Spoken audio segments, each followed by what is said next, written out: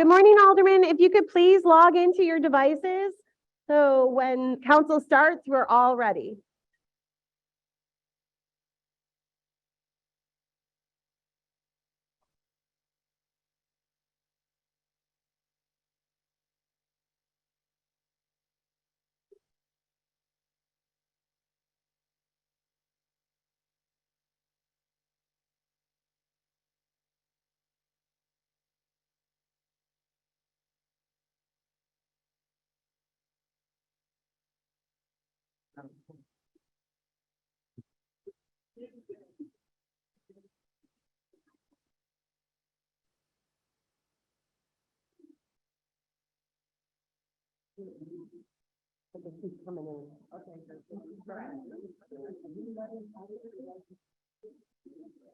If you're having difficulty logging in, please just raise your hand and we'll come assist.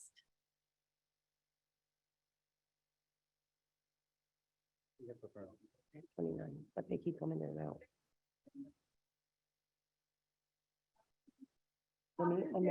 Give me a minute so they can try and get some people because I don't.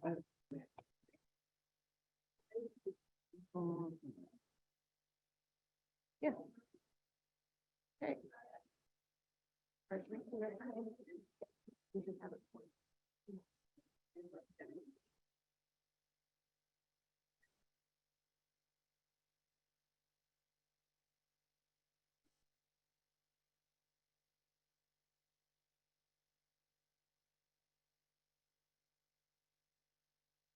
We don't have you opened up the meeting? The vote? We haven't opened the vote. I have 30 people they've been coming in.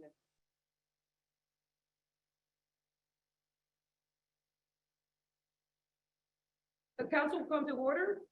Please use the e-vote application to record your presence at this time. If you need any assistance, please raise your hand and a team from the clerk tech group will come and help you.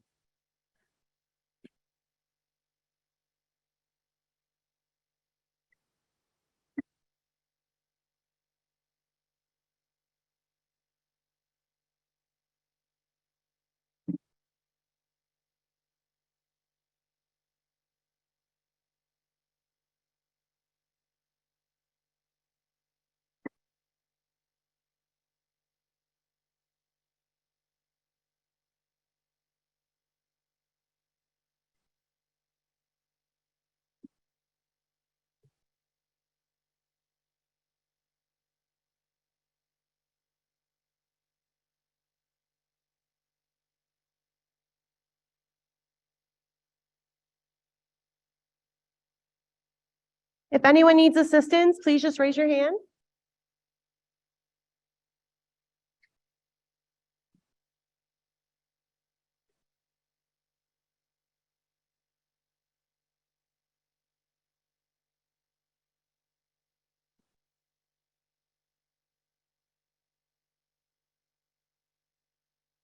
Okay.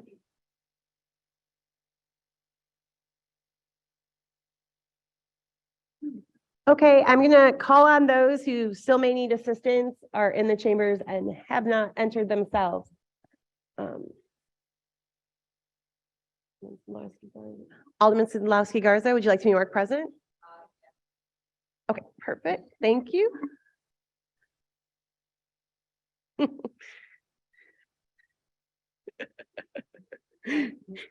Oh, yeah, sorry. I'm sorry.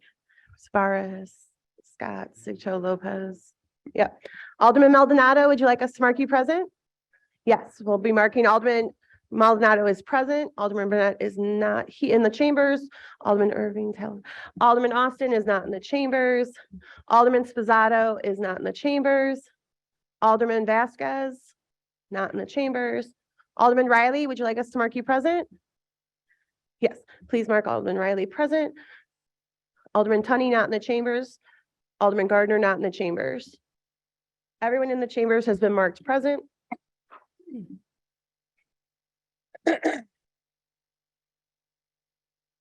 There are 33 members present. We have a quorum. Please rise for the Pledge of Allegiance. I pledge of allegiance to the flag United States of America, to the republic which it stands, one nation, under God, indivisible, with liberty and justice for all. Ladies and gentlemen, please remain standing for the invocation, which will be delivered by Pastor Byron Whitehead of Mount Carmel Bible Church. Pastor, the floor is yours. Good morning, ladies and gentlemen. I am so humbled to serve on this first day of Black History Month, African American history, or however we want to present ourselves. We're so grateful to be here. Shall we pray? Eternal God, our Father, we come before your presence knowing that you are God and God all by yourself. We know that you sit on the circle of the earth and that everything is under your control, your auspices, and your authority. So therefore, God, we beseech you now to be in our presence. God, we ask now that you forgive us for our sins and our transgressions against you and anybody else on today. God, we come to say that we thank you for life, for health, and for breath. We thank you for the opportunity to come together and to serve our city on today. Now, God, as we come together, we pray now that there would be no aggravation, irritation, or frustration. We pray for these members who have come together for our city to guide and to lead. We pray now that as they engage in this business, that you would be with us and be with them. In Jesus' name we pray. Amen. Amen. Thank you, sir.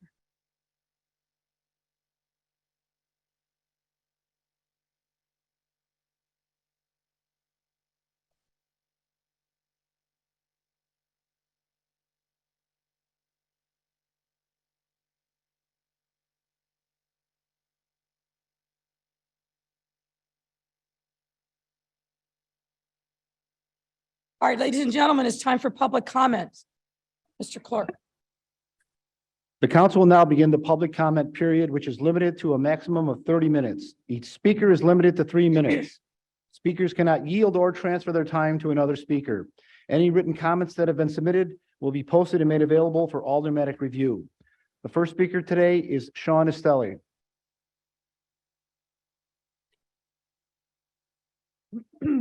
Good morning. My name is Sean Estelle. I use they, them pronouns, and I'm currently serving as a volunteer elected leader of Chicago Democratic Socialists of America as the campaigns coordinator. 5 years ago, I was made aware of the upcoming renegotiation of the franchise agreement between ComEd and the city by Alderman Rosa. Along with a team of other volunteers, we quickly learned as much as we could about the previous franchise agreement process when then Mayor Daley was able to successfully leverage enough funding from ComEd in order to create and staff the original Department of Environment based on monetary concessions through threat of municipalization, and devise a campaign strategy to democratize ComEd, calling for municipalization, a shorter franchise agreement, a progressive rate structure for businesses and individuals, and other elements that could push towards short and long-term benchmarks towards a future of serious mitigation and adaptation to the climate crisis, a once-in-a-lifetime chance for Chicago to be a true climate leader.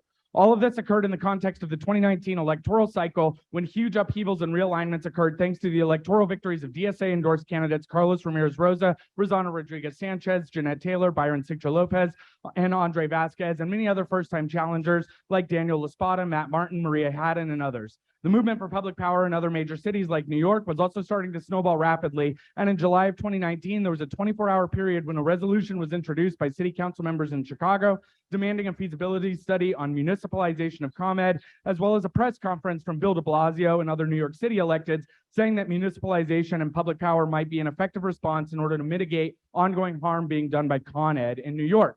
Fast forward to today when we have a mayoral candidate flagging in the polls, flailing for solid political ground to stand on, who has not only ceded the red lines that she put forward in back rooms with corrupt ComEd leadership, but also has put forward a draft franchise agreement that spits in the face of demands put forward by the Democratized ComEd campaign and our aldermanic champions. A ban on municipalization is worse than the current language and precludes all ability for democratic control, true community engagement, and accountability to ongoing and evolving decarbonization goals set by those most impacted by the harmful effects of the climate crisis. A 15-year franchise agreement rather than a 5 or 10-year agreement is something that is out of step with the basic reality of climate science and the ways in which we will need to constantly adapt and readapt to the material conditions of what basic influence goods and services to keep the lights on and the heat running do to add to the parts per million of carbon dioxide in the atmosphere. I'm speaking directly on behalf of the thousands of members of the Chicago chapter of the Democratic Socialists of America, the largest socialist organization in the country, to inform you that these are red lines, that we will out-organize Lori Lightfoot and anyone who takes her side.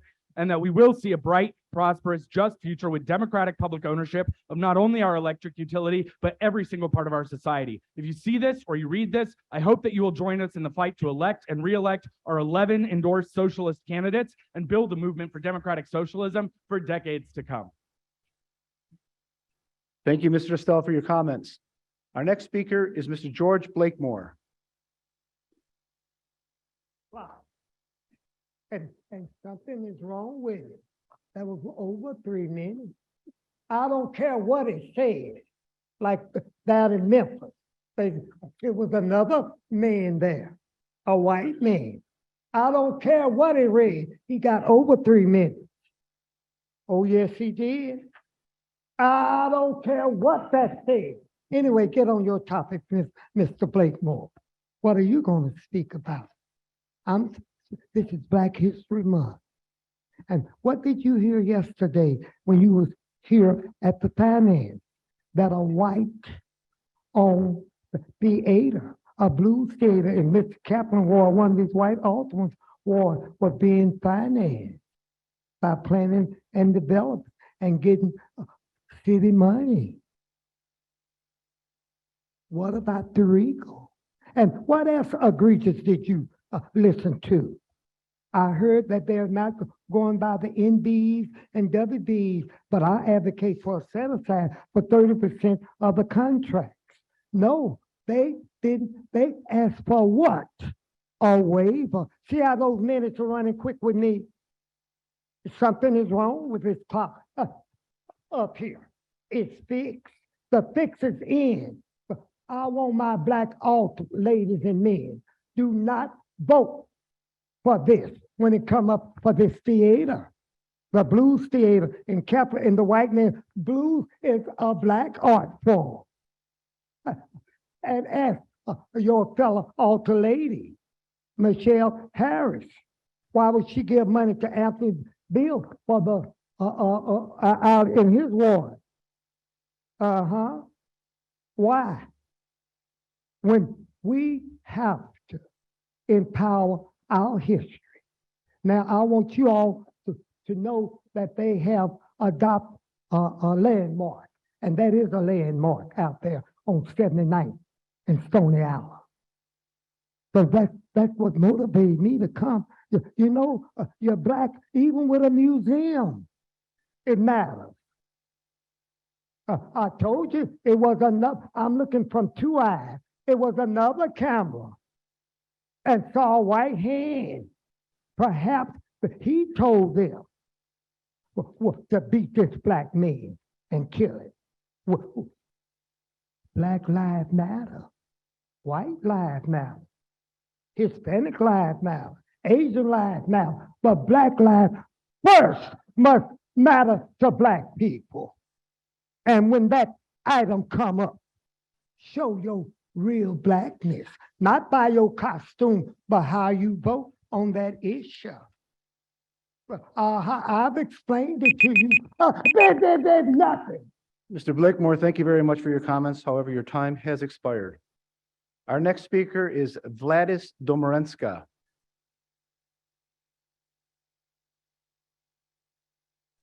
Please press *6 to unmute.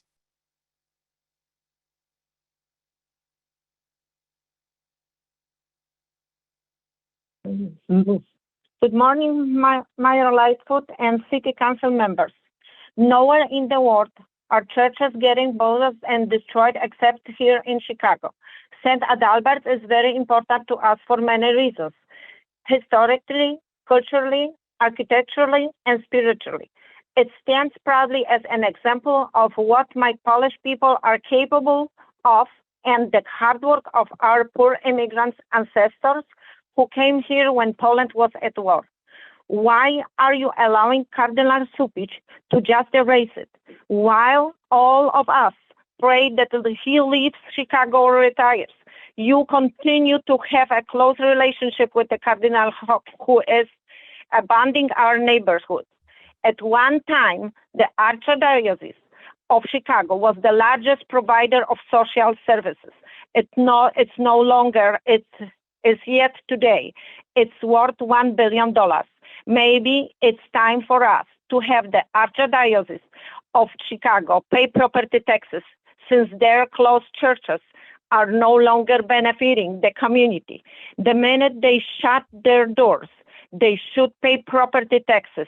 Maybe this will make them think twice about closing churches just to make money. We have been fighting for St. Adalbert's for over 7 years.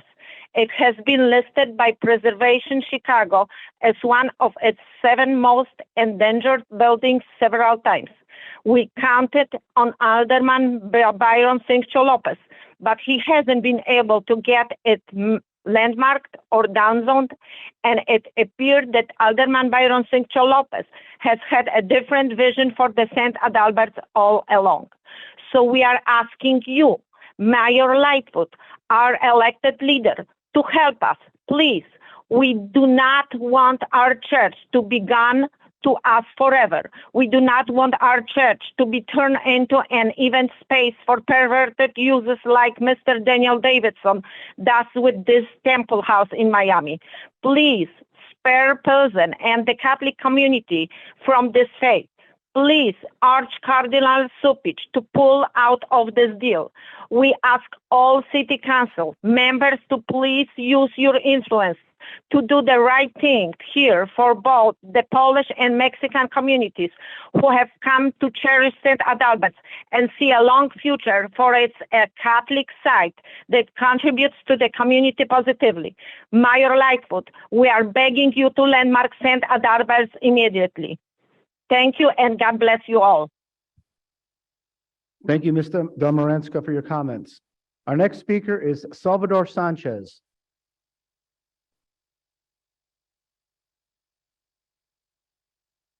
Salvador, please press *6 to unmute.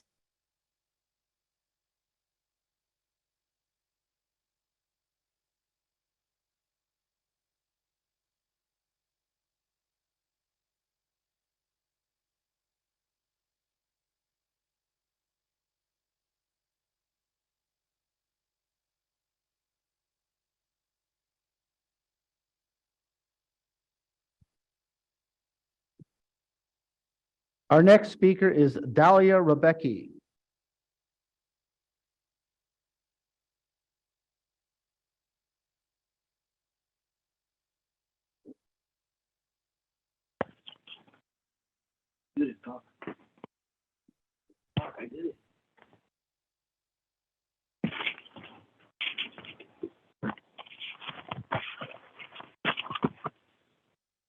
Dahlia, please begin speaking.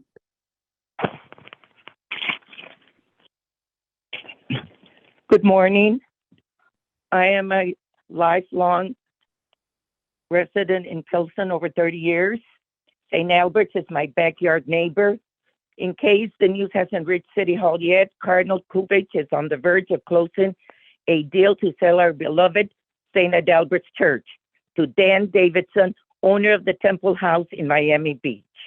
In 2003, Davidson purchased an Orthodox Jewish synagogue and converted it to a high-tech private venue for high-value individuals, while preserving its secret identity by marketing it as the Temple House. In 2019, he hosted a simulated event that we do not want in our community, which has families with children living across the street and a school in back. And by failing to act to protect St. Adalbert's, by default, you are allowing Dan Davidson to bring this filth in our community. We live in a respectful community, and we want to keep it that way.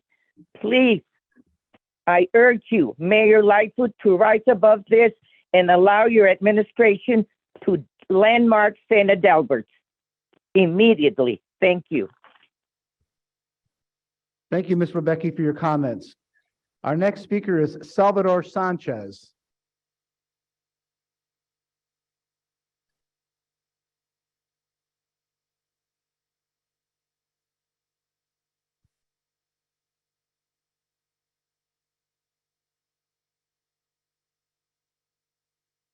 Our next speaker is Rade Bethare.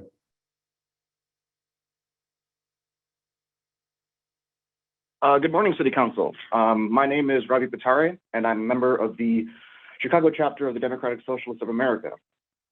I wish to speak today regarding the proposed franchise agreement between ComEd and the City of Chicago.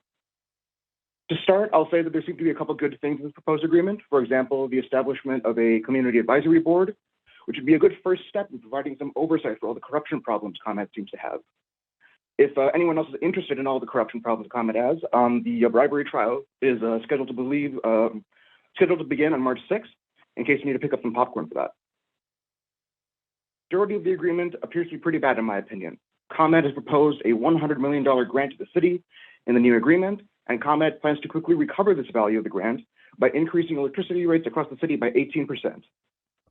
ComEd continues electricity shutoffs, which flies in the face of Mayor Lightfoot's promise to end shutoffs as part of the utility billing relief program, and their proposed 15-year franchise agreement term with a ban on municipalization in the first 5 years is worse than the current franchise agreement, a slap in the face to public power efforts, and a bad deal for Chicago. As Chicagoans, we know the consequences of signing long-term infrastructure deals with private companies. The municipalization ban in particular is telling because it shows that ComEd knows that municipalization is a popular position and is afraid that alders would be in favor of municipalization were to come to a vote. And speaking of alders, it's my understanding that they were mostly left in the dark during the negotiations between ComEd and Mayor Lightfoot, even though the franchise agreement has been the subject of multiple hearings and discussions within City Council over the past 3 years. If Chicago is to make a big decision like this, the input of alders and the communities that they represent is essential, and deals made in smoke-filled rooms are unacceptable. To close out, I will say the following. I believe that this proposed agreement is simply an attempt by Mayor Lightfoot to get a last-minute point on the board before the mayoral election in 28 days. For the mayor to attempt to ram through this bad agreement this close to an election without the input of alders and the community is political negligence, especially considering that Mayor Lightfoot might not even be mayor 4 months from now. I want to reiterate that this is a bad deal for Chicago and that we can do better. Because of that, I urge alders to instead support a shorter, more democratic franchise agreement that is developed with alder and community support, and to vote no on the proposed franchise agreement should it come to a vote today or any future City Council meeting in its present state. Thank you. I yield the rest of my time. Thank you, Mr. Pathari, for your comments. Our next speaker is Andy Boback. Andy Bolback is not here. Our next speaker is Yosef Krutel.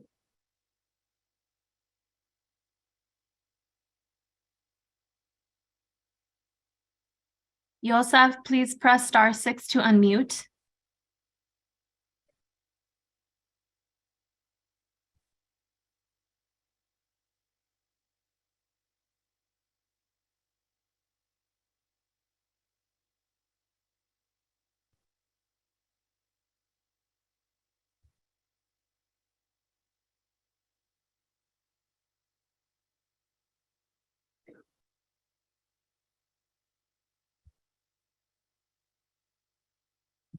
Mr. Krutel, are you there?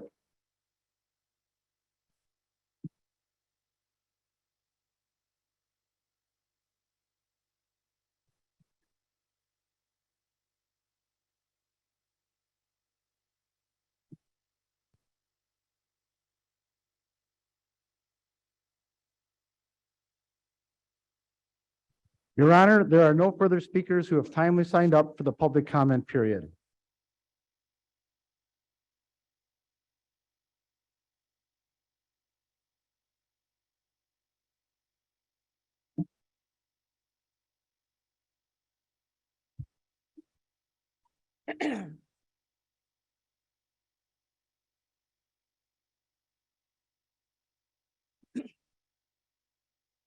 This concludes our public comment. Next up, ladies and gentlemen, are resolutions.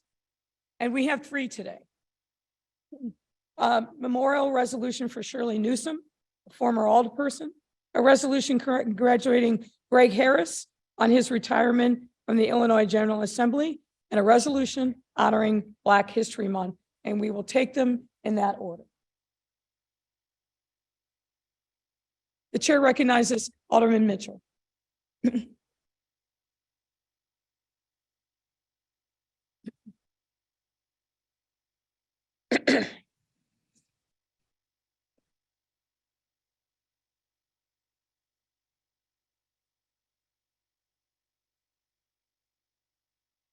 I move for the temporary suspension of the rules for the immediate consideration of these resolutions. Hearing no objection, so ordered.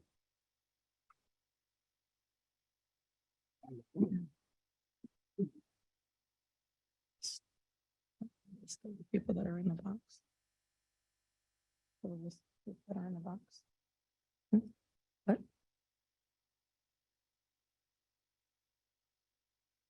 The first resolution honors former Alderwoman Shirley Newsom, who recently passed away. In the box representing the Newsom family are her granddaughter, Nikita Dent Murray, Rhonda McFarland, Jacqueline Callery, and Craig Jeffrey. Thank you all. Thank you all for being here. Are there any members of the body that wish to speak to this resolution? The chair recognizes Alderwoman King. Yeah, thank you, Mayor. I proudly stand in support of this resolution. Alderwoman Shirley Newsom was one of our own. She served in this body willingly after Alderwoman and Chair of the Cook County Board, President Tony Preckwinkle stepped down. She stepped up to help the Fourth Ward and did it with only the style and grace that Alderwoman Newsom could. She also said very quickly after that, she understood how much we do as public servants, as alder people, and said that that's a job that she would never seek again, that how hard it is. But she, I said at her services that, we often talk about angels looking down on us, but she was truly an angel here on earth and a true public servant because she never retired. She continued to work effortlessly on behalf of her community, which extended beyond North Kenwood, Oakland, but that was truly her heart, North Kenwood, Oakland. Anything that happened in that community, good, had her handprint on it. But I would go further to say that anything that happened in the ward and then in the city of Chicago that had anything good on it, had her handprint on it.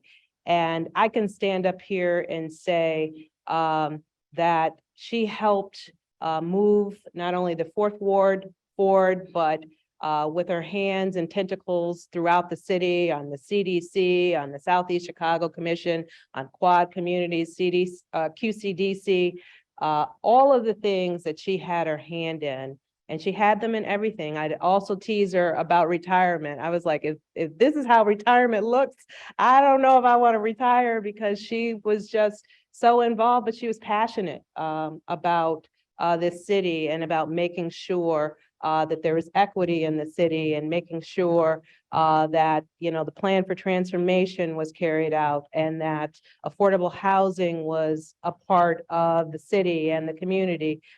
So I can stand up here and say that Alderwoman Newsom was a true public servant, loved her city like you should, when people are looking and when nobody is looking, really working hard to move our city forward. And I am just humbled and honored that I was able to know her as a friend, as a colleague, but also, just as a public servant. And just thank you for allowing her to spend all the time that she spent on behalf of our city and especially on behalf of our ward. So thank you for letting us borrow her for some time. And I know she's now an angel looking down on us, still has her hand in everything. So thank you for being here. Appreciate you.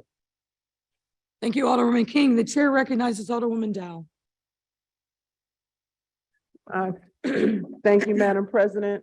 I too stand to be associated proudly with this resolution.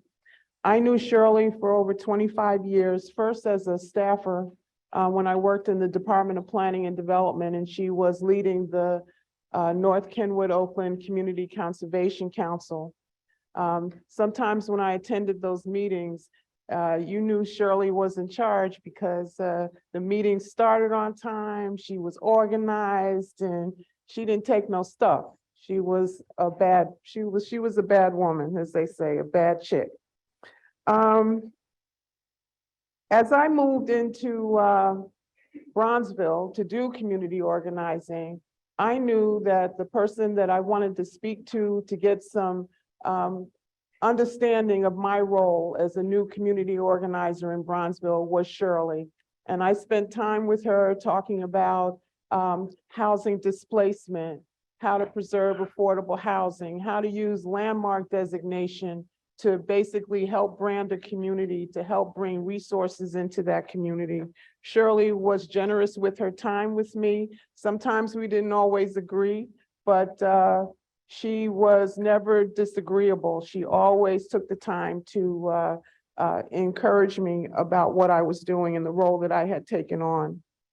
In 2011, when she was appointed by the mayor to become the 4th Ward Alderman when former Alderman Tony Preckwinkle left, she and I would sit here and she talked to me a lot about blurring the lines between the 3rd Ward and the 4th Ward and how that had not happened before, and she wanted to work on that and actually encouraged me, Rhonda, to work with QCDC to have them look at our commercial quarters, which I did follow in working with you. Thank you so much, Craig. Thank you as well. When she moved to the CDC, I always felt comfortable coming before the CDC because I knew that when Shirley asked questions about something going on in my ward, she knew exactly what she was asking about. She knew every nook and cranny of the 3rd Ward, the 4th Ward, and she was not afraid to ask those questions to hold me accountable, but also to give me an opportunity to show my community that I knew what I was doing. So I did appreciate her service on the Community Development Commission. I think that North Kenwood, Oakland is where it is today because of her active and longstanding activism in that community, that she loved North Kenwood, Oakland. She knew everything about North Kenwood, Oakland, and she had a genuine commitment to do the work. Now, she would send you an email about stuff that wasn't looking quite the way she thought, and you could engage with her on that, or she'd pick up the phone and give you a phone call and we would have a discussion. And I will greatly miss that. Her passing was untimely and so unexpected. And I want to thank her family for sharing her with us. Rhonda, I want to thank you for leading QCDC, which was one of her pet projects. And I'm glad that we're celebrating her life today in City Council. Thank you, Mayor, for this opportunity. Thank you, Alderman Dow. The chair recognizes Alderwoman Harris. Thank you, Madam President. I rise too to be associated with this resolution. Unlike many in this room, I met her the first time when she came and sat in this chamber with me. And I can call her grace personified. What an elegant, beautiful Black woman she was. And when she came in here, she kind of demanded the space. When she came in here, she lit the room up with her elegance. And so I could always appreciate her honest dialogue with me and telling me, hey, Michelle, I don't think you're on the right side of the issue. And she was unapologetic about it. And so I am grateful that God allowed her to be with us for that short period. And she decided to give up her life to come down here and fill a position for a very short period of time and leave a remarkable legacy down here for those of us that remember working with her that we'll never forget. So I thank the family again, because once you do this, you all in. It's no, just your feet in, you all in, you wet from your head to your toes. So thank you for allowing her to come down here, do a great job, and leave a legacy behind. Thank you. Thank you, Madam President. Thank you, Alderman Harris. The chair recognizes Alderwoman Hairston. Thank you, Madam President, members of the City Council. I too rise in support of this resolution. As part of the Three Musketeers on the South Lakefront, I'm representing the Fifth Ward. I've known Shirley for more than 25 years. I was a student of Shirley, not voluntarily, but because I often found myself in circumstances where she was teaching and I was learning. And I am so grateful for that opportunity because what she started in the neighborhoods north of me, I was able to learn and bring that into the communities of South Shore and Greater Grand Crossing and Woodlawn. So I am really grateful for her teaching me and allowing me. I mean, I don't know what other alderman goes to another alderman's ward, their meetings in their ward to sit and learn, but that's what I did, and I'm very grateful for that. You know, Shirley and I, we shared a little secret, and I can reveal it now. There was a certain politician that was known for being a certain way. And we wanted to try to update that image. And as you know, Shirley was always meticulously dressed and well put together. So Shirley and I would talk on the phone and we would figure out, okay, well, you work on the shoes or you work on the color or you work on the outfit. And we actually got makeup and Go ahead. no, you don't know. You think you know. But anyway, that was our little secret. And so I enjoyed doing that with her because we'd often have to play tag team in order to get that done. It has been an honor and a privilege to know Shirley, to work with Shirley, and rest in peace. Thank you. Thank you, Alderwoman Hairston. The chair recognizes Alderman Burnett. Thank you very much. I also like to rise in support of this resolution and give my condolences to the family. Shirley Newsom was just a great lady. You know, I knew her from a distance before she came to the city council because of our advocacy for affordable housing. She really believed in having decent and fair housing in the community for our people. She believed that you can bring the community up, but not leave anyone behind. I consider Shirley to be a ride or die person. What she believed in, and she didn't care what no one thought about it, right? And of course, as the lady said, she was always sharp. She made gray hair look so beautiful because she always had her hair styled nicely. And when she was on the CDC, we would have projects to come before the CDC. It was always great to have a voice of understanding and concern and compassion for the people in the city of Chicago to speak up about the affordable housing projects that were happening in the city of Chicago. And when Shirley spoke, everyone on the CDC listened. And they immediately just voted along with the project because they knew it was all about love with her, passion, and her concern about not only her community, but the people in the city of Chicago. It has been an honor for me to serve with her in the city council. She brought that same energy and that same love and compassion to the city council. She's going to be truly missed. She leaves behind a great legacy in that community. She have really built up that neighborhood. And I must tell you that every mayor that I've worked with, they all look to Shirley for advice in reference to community development in the city of Chicago. So my condolences are with you. Thank you for sharing her with us. God bless you. Thank you, Alderman Burnett. The chair recognizes Alderwoman Scott. I too rise in support of this resolution. I just had the opportunity to meet her granddaughter in the back, and I was just telling her how much her grandmother meant to me. You know, leaving the west side and coming to work on the south side was a different world for me because, you know, the legacy of service in the 24th Ward, my entire family, we've never worked on the south side before, so that was a little different for me. And Miss Newsom embraced me as if I was her own daughter. And when she got sick, she called me and said, listen, I need to talk to you before I can't talk anymore. I just want to offer some words of encouragement. But she was actually the first person I called when I was appointed to this position because I knew how much she fought in the 3rd and 4th Ward for affordable housing, for new park district facilities, just everything was, she wanted to uplift, rebuild, and revitalize her communities. And she worked so hard. And when she met me, the first thing she said is, you're gonna be on this project.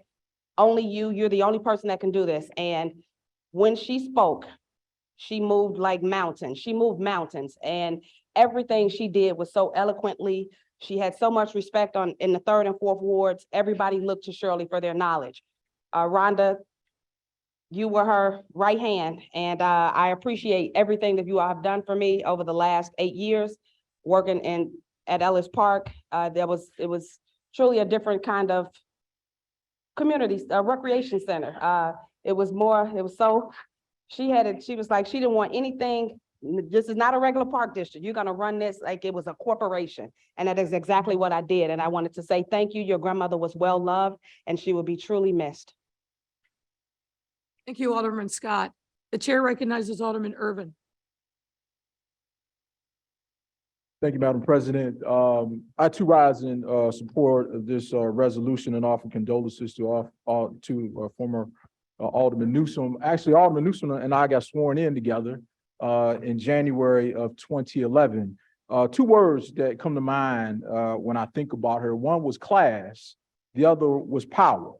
And she exuded both of those well. In our conversation, I had not met Ms. Newsom, Alderman Newsom, prior to joining the council, and come to find out that she was actually a West Sider, which of course, all good things come from the West Side. And the fact that, okay, don't hate the game, don't hate the game, don't hate the game. Nah, I am, but it's gonna be all right. But again, she comes and to find out that Pastor Murray and the legacy that they've done on the West Side, it was befitting for the work, and I understood her commitment to the community, just as the New Galilee family being part of the 28th Ward has been for a number of years. So again, we just want to thank you for loaning her to us, and the wisdom and the things that she shared with a lot of us here in this council will definitely be remembered. We want to thank you for your service, because when we serve in these positions, we know it takes a toll on the family, and that sometimes you're not there for certain things. So we just want to thank you for your time, perseverance, and what you all have meant to us as members of this caucus, and also as for the city of Chicago and the greater good for our community. Thank you, and God bless you. Thank you, Alderman Irvin. The chair recognizes Alderwoman Mitz. Thank you, Madam President. I too rise and support this resolution. When I learned of the passing of my sister, I'm like, oh my God, here we go again. And that just let me know how short our days are. You don't know. Shirley was a giant in her own way. When she came into the council, she was a quiet giant, should I tell you. Her spirit was bigger than her words, just her spirit alone. And my colleagues have already mentioned that from her sitting on the CDC, I noticed she would ask those tough questions, no matter whose ward it was in. And when she asked the questions, it wasn't that she was against or for. She just wanted to make sure that the people were getting the best that should be gotten out of that project.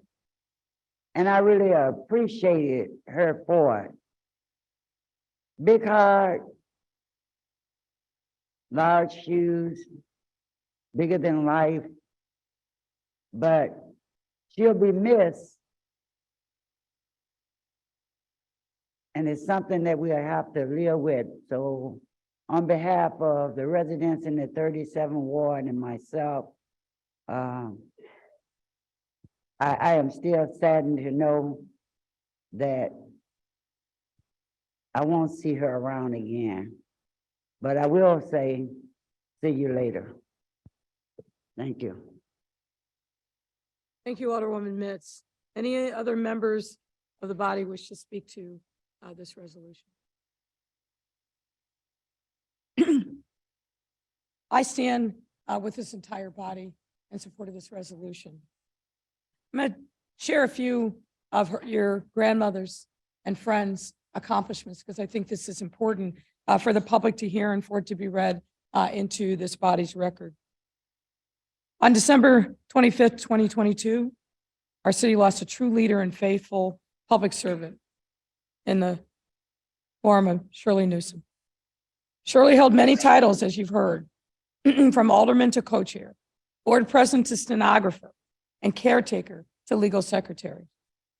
And it's clear that through all of her many roles, she was a committed public servant through and through.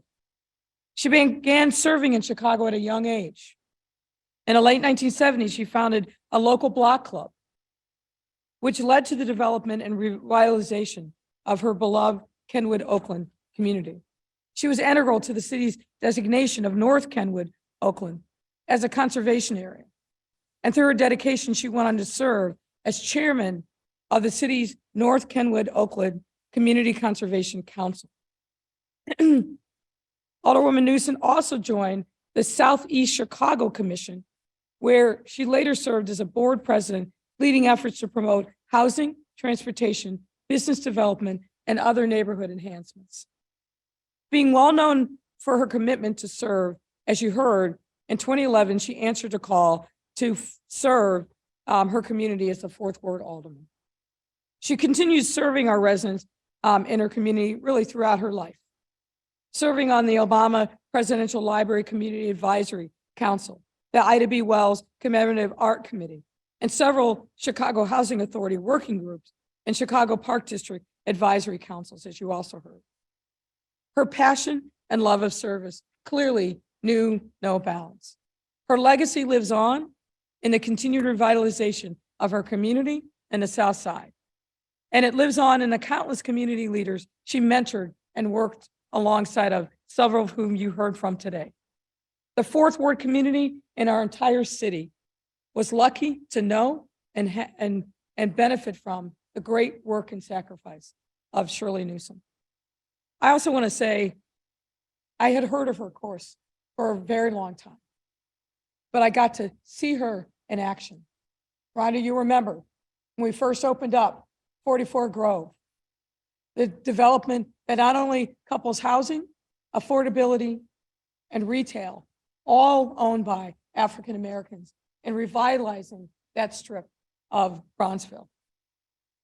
I thought of her as like a proud grandmother who had made the sacrifice of raising her children and then saw those children go off to do good work. And then the babies were coming. She was regal, as many said. And her presence, always a little bit to the side, never front and center, but very present in the work. Because this is something she was proud of. She was proud of the people that had worked alongside her and then were carrying the baton and the torch forward even further. That's my memory of Shirley J. Newsom. And I would be remiss if I didn't also say thank you, QCDC. What you are doing, the work, how you're supporting small businesses, and really making sure that you are a presence for good in the economic development and revitalization of Bronzeville, you will get your due in this chamber someday soon. But thank you so much.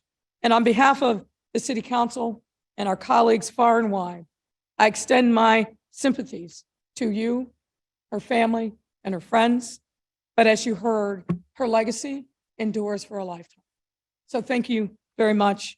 And thank you for sharing her. You have our deepest gratitude and condolences on a life well served. Ladies and gentlemen, Chair recognizes Alderman Mitchell. Madam President, I move adoption of the resolution by rise and vote. Ladies and gentlemen, please rise.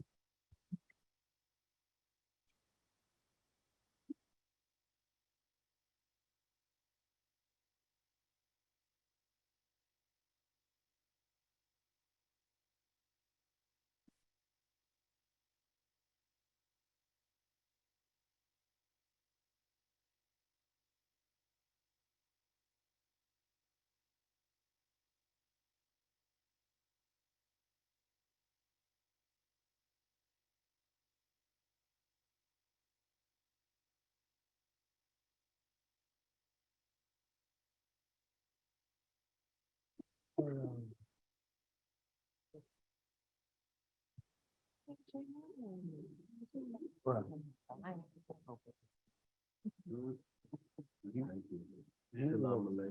look like one of those old man.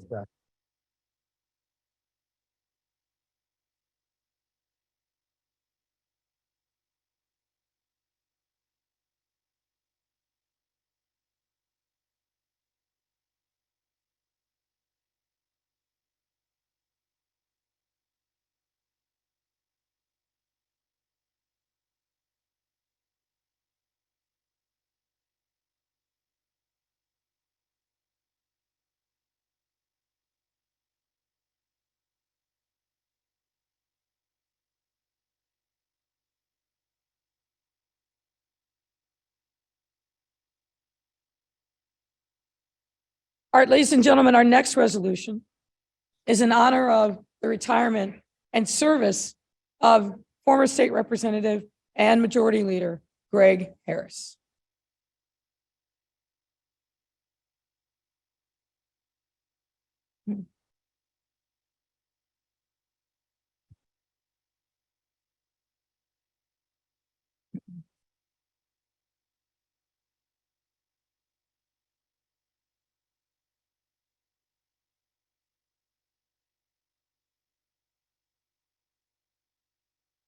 And joining Representative Harris in the box are Karen Fitzgerald, Kathy Henning, John Paul Valadez, Ramon Gardenhire, Sean Tenner, Chris Jessup, State Representative Lamont Robinson, and Brian Johnson of Equality, Illinois.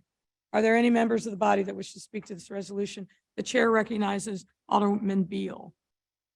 Thank you, Madam President. Madam President, I rise to support this resolution to basically congratulate Greg on a job well done.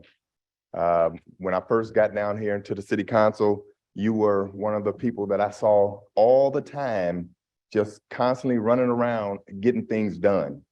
And you always remember those people who get things done. And the footprint that you left here in the city council was second to none. And so I appreciate everything that you did for the people of this city, but then you took your leadership skills and got smart, left this body and went to Springfield. And when I tell you, you hit the ground running in Springfield and you immediately moved and maneuvered your way into leadership roles, and people started looking to you for guidance, for just input, and to take key legislation and move it to the next level. And so that's a great testament to your leadership ability, your commitment, and your dedication to public service. So I just want to thank you for everything that you've done, man. Congratulations and much success on your next endeavors. Thank you. Thank you, Alderman Beal. And the chair recognizes Alderman Kappelman. Madam President, I too rise to support this resolution. At one point in time, we had 4 members of the LGBT community representing one area. That was you, State Senator Mike Simmons, our Mayor Lightfoot, and myself. I would have to check with our resident historian, Alderman Burke, but that might be the first time in the country's history that there was such a large representation from the LGBT community. We cannot take this lightly. This was unheard of 15 years ago.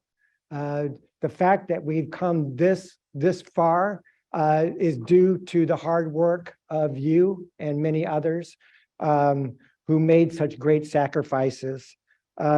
You have left an indelible mark on the state of Illinois in so many different areas, but the mark that you left that I am most thankful is the work that you did to pass marriage equality.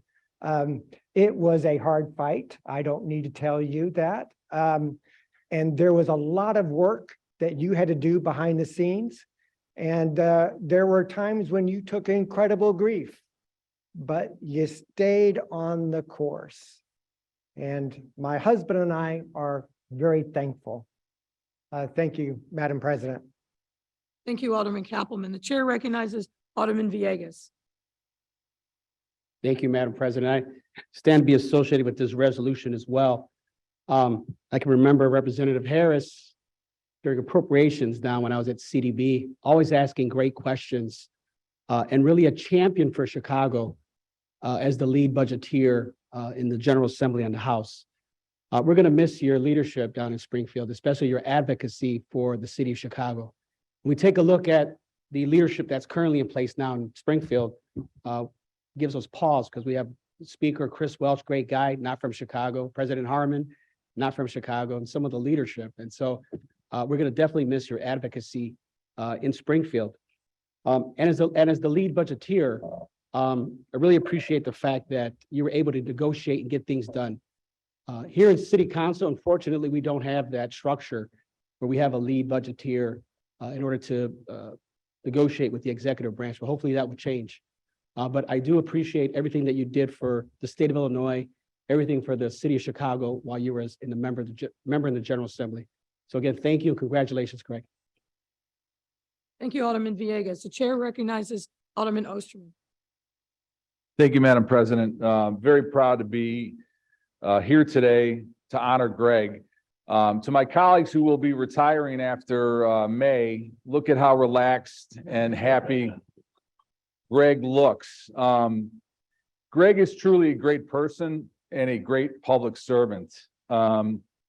Politics found Greg. If you were to ask Greg 20 years ago and say, Greg, you're going to be the majority leader of the Illinois House of Representatives, you're going to pass marriage equality that would set the tone across the country and do lots of great things, he would have laughed. But Greg is a great example of someone who works hard and works with people, sits and listens to people through difficult situations, and is a grunt and puts the work in to solve problems, no matter what that is. He has done that throughout his life.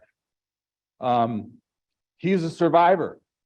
He's had a long life and challenges, and he has survived and he's persevered. And he's done that with humility. He's done that with laughter and sense of humor, and great integrity. I'll say that again, great integrity.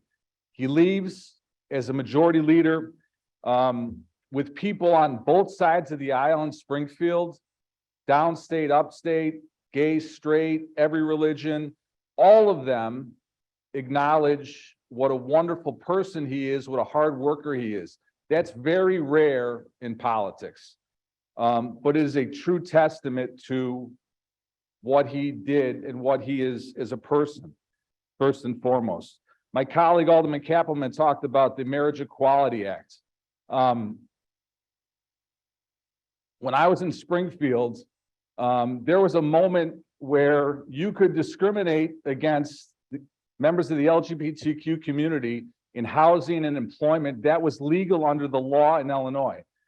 And that changed. And when Greg took over after Larry McKeon had left, he pushed for marriage equality, which has been an unbelievable thing for people in this state, that people can't imagine, the people that have been impacted by that, families, people that love each other, their marriage, their love is able to be recognized.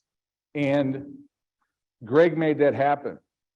When you pass a big bill in Springfield and the governor does a bill signing, lots of celebration. When the Marriage Equality Act passed, lots of champagne, lots of parties, lots of people getting pens for the hard work. But Alderman Kappelman brought up a point that's really important. This was not a straight line to get it done. There were people across the country, conservatives, people in this state that were doing everything possible, legally, politically, everything possible to stop this. But it was the right thing to do. There were people that were challenging how this was moving forward. And the weight as the lead sponsor to get that done, that's something that really takes a toll.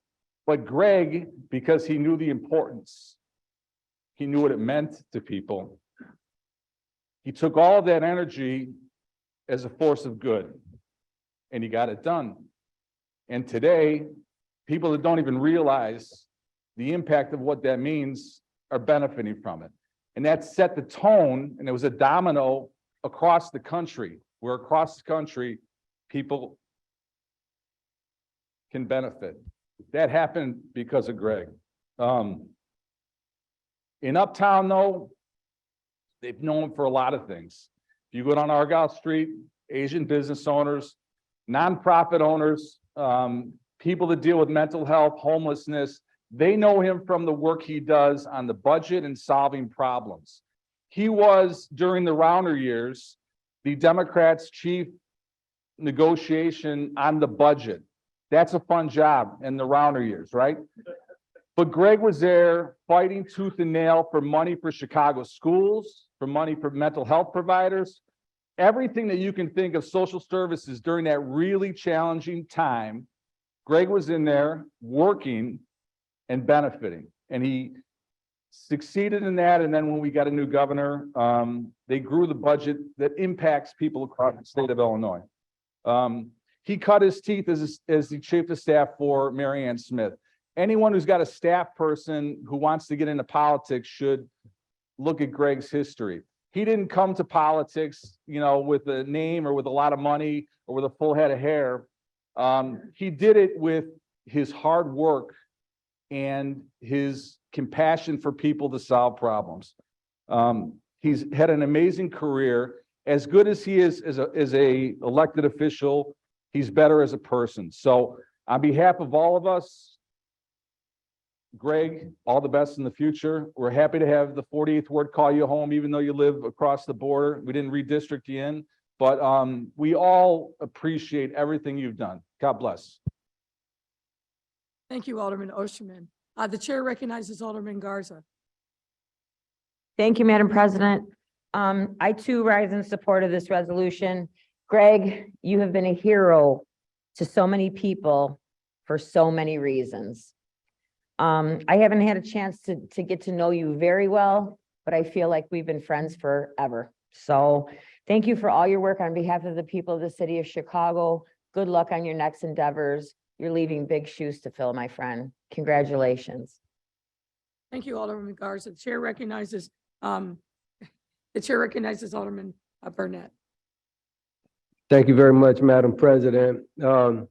Representative Harris, of course, I always remember you as being the chief of staff and how hard a worker you were working for the alderman, and how unassuming you were at that time, but also how you were one of the nicest guys in City Hall.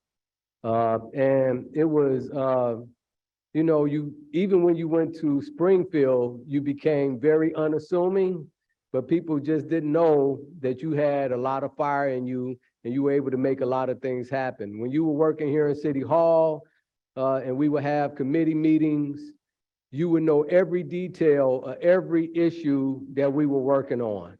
You really helped the aldermen to look good, but quiet as it's kept, you helped a lot of us also.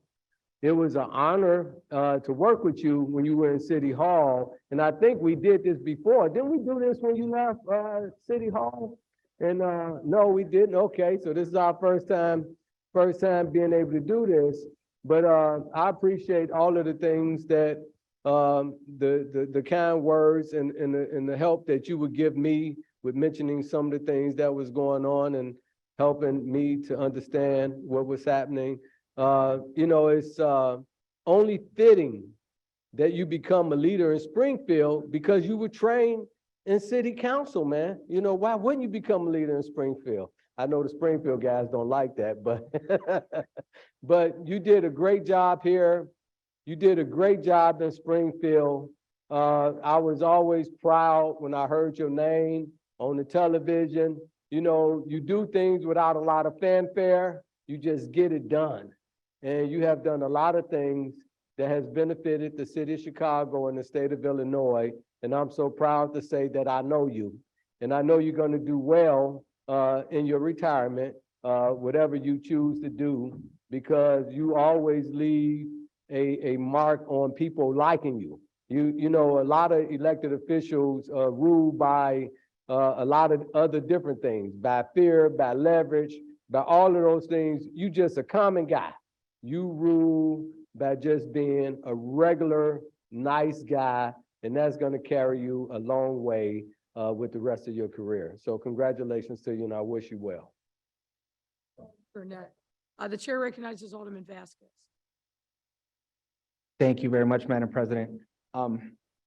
There's not a lot that I can add as far as the history. I think we've heard it from a lot of our colleagues. What I wanted to share, and thank you so much for, was really your mentorship and leadership.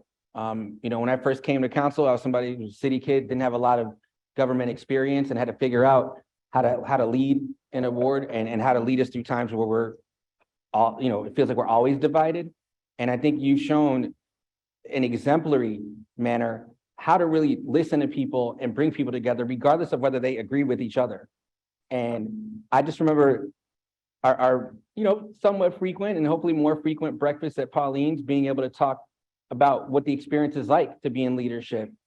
And I am much better at anything I do in this role because of what I've learned from you and how you've led with your heart first and with wisdom and the ability to hear people out. I can't imagine what it's like trying to figure out budgets at the state level, especially after watching what it's like here at the city level. And I want to commend you for that level of work and the temperament to have to navigate through that to find common solutions. And so I can't thank you enough. I will always thank you for that mentorship and leadership. And although everyone's talking about the things you have done, I look forward to everything you're going to do because your leadership hasn't left. It will continue in whatever role you're in. So thank you very much for your service and for being the example of what it means to be a statesperson whenever the term is used. Thank you very much. And thank you, Madam President. Thank you, Alderman Vasquez. The chair recognizes Alderwoman Haddon. Thank you, Madam President. Leader Harris, I know this morning, the first Facebook post I saw was from you, and I believe it was Baked Alaska Day. Oh, there were some other really interesting things, but here in City Council, I know this isn't officially Greg Harris Day, but I think it should be. And it's an honor to have had a short time working with you. Harry said it best. Everyone's had wonderful things. I just appreciate both with our prior resolution and with you. It's wonderful to have people that we can see as role models. So as people at the beginning of our elected public service career, looking at the things that you've accomplished in the legislative body and knowing that we have so many challenges that we face all the time. You've done amazing work. You set an example for all of us. I think of you as a role model, and I appreciate your service. So thank you. Thank you, Alderwoman Haddon. The chair recognizes Alderman Rodriguez. Thank you, Madam President. I just rise to join the chorus. Essentially, my good friends before me just said it very well. I recall, Greg, meeting you when I was executive director of a nonprofit and visiting you in Springfield to lobby you on issues. And it was never a lobbying. It was more of a conversation. It was more of a collaboration. You know, you listening, you giving your advice and your thoughts. I remember leaving our meetings thinking, wow, what an example of a great public official. Someone who listens, someone who leads, someone who's about results, someone who uses power for the benefit of their community and the benefit of our society, not just their own benefit. You are a true example, my friend. I'm glad to call you a friend. I love seeing your morning Facebook post about what day it is. Those are great. But I just appreciate your spirit, who you've been, and the type of leader you've been. I'm just sad we're losing you from the legislature, but glad we still have you as an ally here in our great city. So thank you for your service and thank you for your mentorship. Thank you, Madam President. Thank you, Alderman Rodriguez. The chair recognizes Alderman Ramirez Rosa. Thank you so much, Madam Chair. I too rise to be associated with this resolution, and I'm so glad that we get to honor you for just a little bit of time in this chamber today. Later on this year, I will be marrying my partner, my fiance, Brian, of 10 years. And that opportunity here in the state of Illinois is enshrined into law because of you, because of the work that you did. And I remember as a young gay kid growing up, being able to look to individuals like you and Alderman Tunney and others and say that the way that I was born, the person that I love, that does not preclude my ability to serve my city, and that people of the LGBTQ community are running and being elected to office. So I just want to say thank you for your many years of service. Thank you for being a trailblazer. Thank you for making sure that our state is more fair and is a better place for everyone. Thank you, Alderman Ramirez Rosa. Next is Alderwoman Hairston. Thank you, Madam President, members of the City Council. I too rise in support of this resolution. Welcome to the club. We're gonna all have to get together and have breakfast, all of us people that are retiring. I'm paying. Well, thank you so much. But Greg, I want to take you back a little bit. And when I think about you and I think of all of the assistance and the guidance that you gave me back in those years with Alderman Mary Ann Smith, what comes to mind is Wanky and the Save Wanky issue that was before City Council. And with the thousands and thousands of letters that you got and the comments, you handled that so gracefully. And you took that gracefulness to Springfield because Springfield is not an easy place to deal with. And your grace, your knowledge, and your work ethic has carried you well. And I am so proud of all the work that you have done. I thank you for all of your support over the years and congratulations. Thank you. Thank you, Alderman Hairston. The chair recognizes Alderman Espada. Thank you so much. I'm proud to rise to stand in support of this resolution. I'm not up on the north side with some of my colleagues, but I remember when I was an organizer with Jane Addams Senior Caucus, this was for me about 14 years ago now, but I do remember a meeting with you, which was the first meeting I ever coordinated as an organizer when I was 28 to support seniors who were trying to see the affordability of their homes extended. Federal contract, very anxious for me, very scary, like picking up the phone to talk to state reps. I knew what that felt like in my neighborhood in Logan Square. Not always a positive experience 14 years ago. A lot of people sent staff, you sent yourself. And I remember for someone who was very anxious in that space, for leaders who were very anxious, you were a calming presence, you were a listening presence, you made hard, specific commitments and you followed up on those commitments. And that might sound like a low bar to clear, but for me, that was impressive. That showed me what professionalism and what I would hope to see from elected officials looked like. It was encouraging. It was the first time I don't know if I'd ever been that encouraged by how an elected official comported themselves for me at that age. So I really thank you now and still for the impact you had on me, for the impact you had on the seniors I was working with, and certainly the impact you've had over your career. Thank you. Espada. The chair recognizes Alderman Martin. Thank you, Madam Chair. So I rise also in support of this resolution. I think there's been a lot of discussion about the many things you've accomplished, leader, but I think we could and should emphasize how you went about doing it. I think about how generous you've been, not just since I got into office, but when I first ran. Sometimes there were elected officials who weren't really interested in meeting right away, especially when you're a nobody who nobody sent, but you quickly said, let's sit down. Within a week, we did. You were generous with your time, generous with your guidance, as everybody mentioned. You also are and continue to be honest and direct. You didn't mince your words in terms of being patient, but just getting right to the point. You didn't waste your time because that was so valuable. You didn't waste ours. And it kind of leads me to my last point, which is, I don't know if this is the exact right word, but just how devoted you are to our community, both your district, the city, the state. I don't know how you've done it. You seem to know more than most anybody I know about any issue, even stuff that I bring to you that are city issues. You know so much more about it.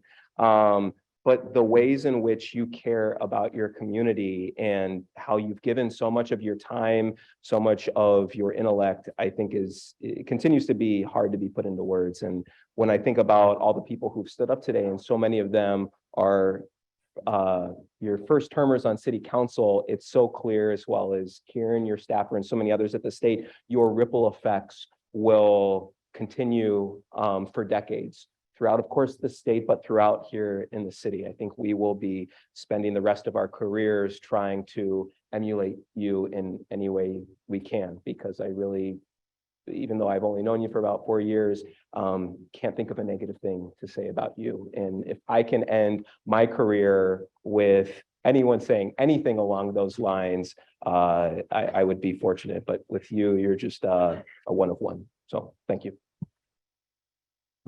Thank you, Alderman Martin. The chair recognizes Alderman Wagisbeck. Thank you, Madam President. Greg, I just want to extend my congratulations as well on behalf of my family. We were proud to see the effort that you had undertaken with the Civil Union Act, with the Marriage Fairness Act, to provide our families with the ability to have families in a way that wasn't contemplated just a few years ago. When I look back at what happened in places where you grew up, Colorado, trying to pass laws, I think in the early 90s, to prohibit the LGBT community from even being part of the process. And looking to today, continuing that fight in places throughout the United States, I was glad to see all the effort that you and those with you today undertook to make sure that people in Illinois could have all those rights as they should be. I hope that even in retirement, I am sure you will continue to be a leader on these issues and continue to mentor people, continue to fight for the rights of the LGBT community plus community to make sure that we don't go backwards and that this country moves in the right direction. So thank you for all your service from day one. Thank you, Madam President. Thank you, Alderman Wagisbeck. Any other members of the body who wish to speak? The chair recognizes Alderman Tunney. Thank you, Mayor. Obviously, I stand to support resolution. A lot has been said, and a lot I cannot say because Greg and I have been so close and personal. I know more dirt that he and I have shared that we cannot share. Okay, so that is 35 years, I think, of friendship. And I'll just end with the saying that in life, you're lucky to have 5 people that you can trust as your friend. Greg is one of those for me. Thank you. Good luck in retirement. We'll continue to work. As Leslie said, there's a breakfast that I might pick up the tab for retirees somewhere on the north side. So, thank you, Mayor. Good luck, Greg. The chair recognizes Alderman Riley. Thank you, Madam President. I too rise in support of this resolution. And unlike a lot of folks in this room, I know Greg from Springfield, actually, first, and then got to know him better here in Chicago. I think that Harry Osterman said it best and very eloquently. To those of us in the chamber here that aren't so familiar with all of your great public service and the incredible work you did in Springfield. I worked down there for a time, and it was always a very partisan atmosphere, even more so these days. But the fact that you could reach across the aisle and get work done with your partisan enemies on a regular basis really speaks volumes about your talent and your commitment in this job. So I know that your constituents are going to miss you dearly. I know the city of Chicago will miss you dearly as our advocate in Springfield. But I'm very fortunate to have known you, and all the congratulations in the world to you. And I hope your next big deal is a wonderful one. So congratulations, Greg. Thank you, Alderman Riley. Last but not least, Alderman Knudsen. Thank you so much, Madam President, and thank you so much for bringing this important resolution forward to honor our friend Greg Harris. Greg, you've got an undeniable legacy of leadership in our state, and what's been so important to me is that you've done it so openly and bravely. As a gay man, as an HIV positive man, I have a lot to learn from your legacy with that, and will continue to learn from you in that way. You know, we became fast friends after a really good breakfast, but I knew who you were, and I've told you this a good amount of time before that breakfast. Back in 2010, I was still at the University of Illinois. I'm from a very conservative hometown, and I was deeply in the closet. I was sneaking to the undergrad library to plug in my computer for internet to watch the hearings that were happening around civil unions. 3 years later, you pushed marriage through. Less than a decade ago, we got marriage equality in the state of Illinois. And I think that's really important because that started this tidal wave of additional rights. I also want to thank you just for the way you speak about mental health. I view it very important as leaders that we speak openly about mental health and our mental health thoughts and issues so that we destigmatize it going forward. You've advocated mental health resources in our state and city in an incredible way. And it's something I think we all really need to continue doing. I'm grateful to serve in this body, to serve with a lot of colleagues that are LGBTQ+ and have pushed a lot of important rights. And, you know, we as council and Mayor Lightfoot continue to push protections for women, underrepresented individuals, the transgender community. And that's something we have to keep doing. You know, in Chicago, compared to other states in our union, we definitely say gay. And that's something that is super important. So keep staying gay, keep saying gay. It's important. And I want to thank you. I'm going to use you as a resource, a friend, but go have some fun. I think that is to all the retirees in our council and in the state legislature. You've all worked really hard. So go have some fun. Thank you. Thank you, Alderman Knudsen. I too stand with the entire body of this council in strong support of this resolution. Our city, and especially our LGBTQ+ community, myself included, owe you a deep debt of gratitude. Thanks. I'm going to talk a little bit about why. But first, I want to talk about the qualities I think that you embody. Strong, balanced, pragmatic, and productive, and truly a real gentleman. Those are the things that come easily to mind when I think about you, when I think about how you move through the world, and particularly how you conducted yourself as a public servant. As the first openly gay person in Illinois to serve as a member of the legislative leadership by becoming the majority leader of the Illinois House of Representatives. Greg, you know this. You have been our champion. Your dedication to this community was best demonstrated when you were the lead sponsor of the Religious Freedom and Marriage Fairness Act, which legalized same-sex marriage in Illinois.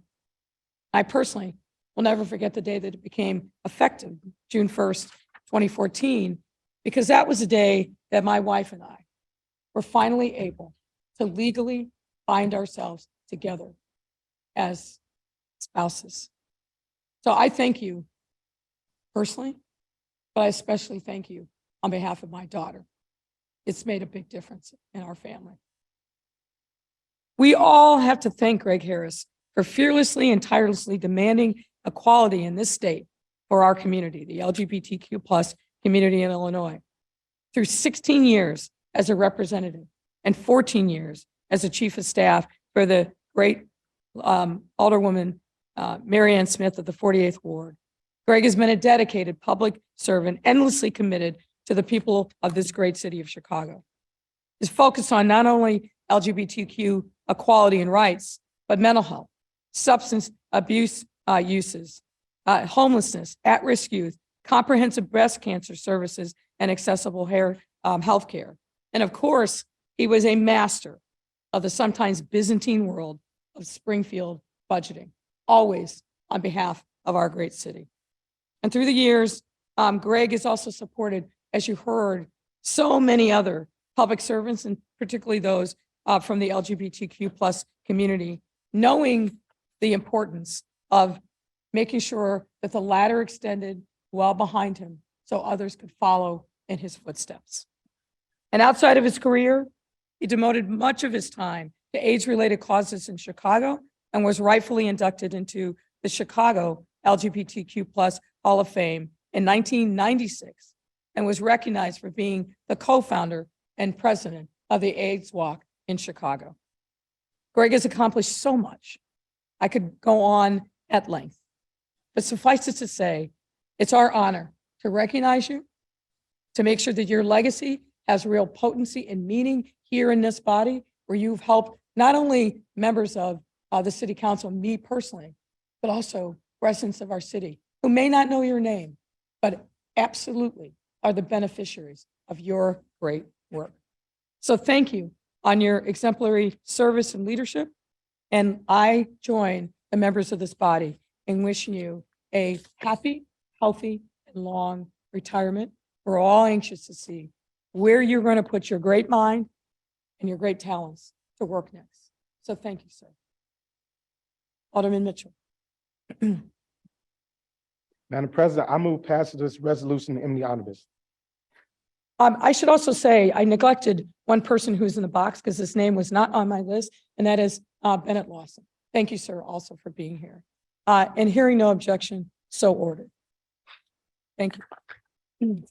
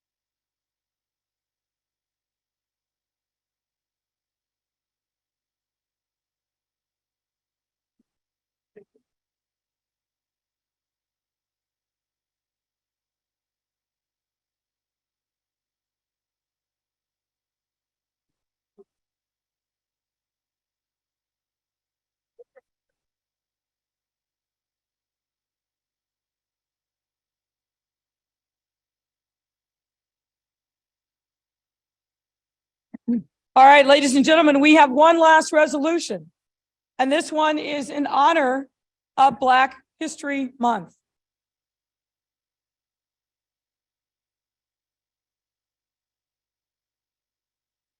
Any members of the body that wish to speak to this resolution? Chairman Irvin, do you want to speak first or do you want to back clean up? The chair recognizes. I'll start and finish. Again, want to thank members of the council for the recognition of Black History Month. Normally, we meet a little later in the month, but today we're meeting on the first, which I think is apropos as we look at the history of the city of Chicago, we look at the history of this country, and we find that Black history is a part of American history. While we're seeing some other things happen in other regions of our country, I'm glad to know that we're in a state that recognizes the history and the contributions that African Americans have made to the creation and the stabilization of this nation. While started here in Chicago by Carter G. Woodson, and also for those of you who didn't get the email, please join the Carter G. Woodson Warrior List for the Black Caucus Foundation. We want to make sure that we continue to do the work for our community. But again, we are asking everyone's support and be part of what we consider to be American history in this vital and pivotal point in our time.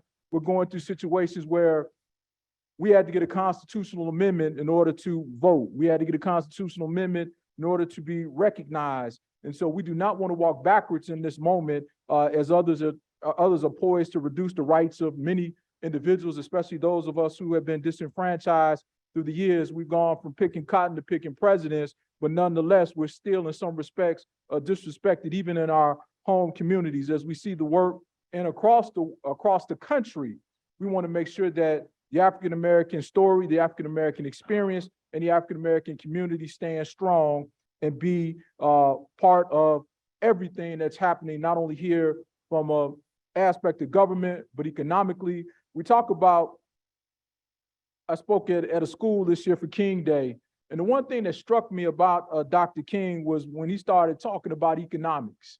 And when we started talking about economics, the game changed, because economically, and once a community is thriving and working, it can do everything that it needs to do. So I want to thank the mayor for her vision and seeing about Invest Southwest, because it is important that we create a overall global city, but we can't have a city where we've got one group here and another group here and another group there. So I just want to thank for the commitment of resources and to continue to work in the Black community on the south and west sides of the city. And again, let's continue with the history of America, but Black history is that part of the foundation of that, of our history as a country. So thank you all and God bless. Thank you, Alderman Irvin. The chair recognizes Alderwoman Mitz. Thank you, Madam President. Thank you, Chairman Irvin. To my colleagues in City Council, I always enjoy the opportunity to talk about Black History Month, because it gives me a chance to reflect back from whence I came and where we are today. I thought about this morning as I realized we're celebrating Black history. I said, wow, we have history in this council. I do believe it's probably first time for every Black in the council to be the first to hold an elected position in your family. And if not, you may only be a few that may have had someone before them. And that's really important, because our children need to know the struggle. We've come a long ways. And I have to write down to say that, because our children today don't know that struggle. They don't know that people gave their life so that they could have a life. Folks have lost life. I think about 1955 when Emmett Till got killed. The year I was born. 10 miles from where I was born, Tupelo, Mississippi, Tippo. And here I am now, 68 years old. I said, well, let me go back there, because I was a child when I was born. I want to go and see what this town looked like. And yet today it brought tears to my eyes, and I could be thankful to my parents that they got us out of there. And then my parent had to move us out in the middle of the night, sneak you out, because she feared for the life of the other young boys and girls around there. Nothing too much have changed, because you can see the difference between where the blacks stay and where whites stay. My little town, we had a grocery store, a church, a cemetery, and 5 houses, Tippo, Mississippi. I'm like, wow. And you go 10 miles out the way and I needed some gas, they won't let you get but $50 worth of gas. Thank God I had 2 credit cards so I could go on the other side of the tank, because you ain't keeping me down here. I'm up out of here. I mean, that was back in the day, but I'm sharing that because it was bad. It was bad, and I stand here today. Alderman Irvin mentioned coming from $4 a day to my salary, what I make now. And you think that I can't look back and thank the Lord? How did I get here? It's only by the grace of God. Prayer. Prayer. Somebody's been praying for us. And then we got a hold to it, and now we're praying for ourselves. And we have to do that same thing for our children today, because they do not understand. Segregation is here, racism is here, and it's not going anywhere.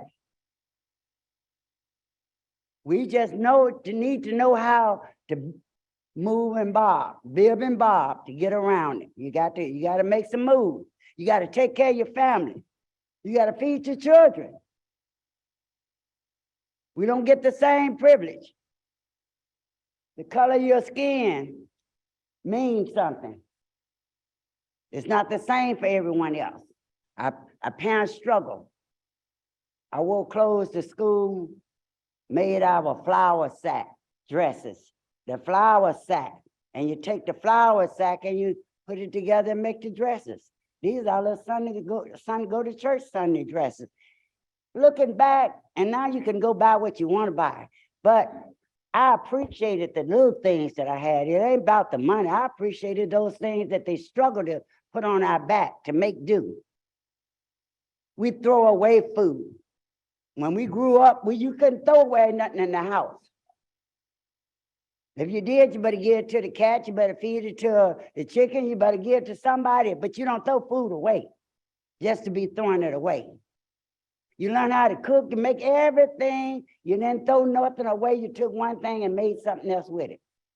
Whatever was left over. These are important things our children need to know. Our history. And here today, we don't even, school's right around, and our children won't go to school when we had to walk miles. Kids getting up right now in the South, 4 o'clock in the morning, just to get to school at 8 o'clock. And they going to school. And our school's right around from us. So education is really important. We have to get it together in our mind and put love. Start block by block. Start in your house first. Get your family together. Then get your block together. Go get your neighbors together. Get the business people together. Get a community together and put some love in that community. We don't have to walk around toting guns, acting like we're bad. You ain't got nothing no way. Need some sense. That's what we need. To go out and be productive in life. Just use that brain. Everybody have a brain, and we should use it to the fullness. Not what I can't do, is what I can do. Not what I can't have, what I can have. Not where I can't go and what they won't let me do, what I am going to do. It's always the positive. And that's what I would say to our blacks in this city. Respect your elderly, that your days be longer upon this land that God gave you. We need to learn how to do that. We're walking away and turning our backs on where our eyes. Teach our children to be Christ-like. Let them grow up so they can have some morals, values, integrity, self-respect, discipline. That's what we have to do. And thank you, Madam President, and thank you, members of the City Council. As Black, I can tell you I'm Black and I'm proud. And I don't care whether you like it or not. It's all good with me. I know where I came from, and I know where I'm going. Thank you. Thank you, Alderwoman Mitz.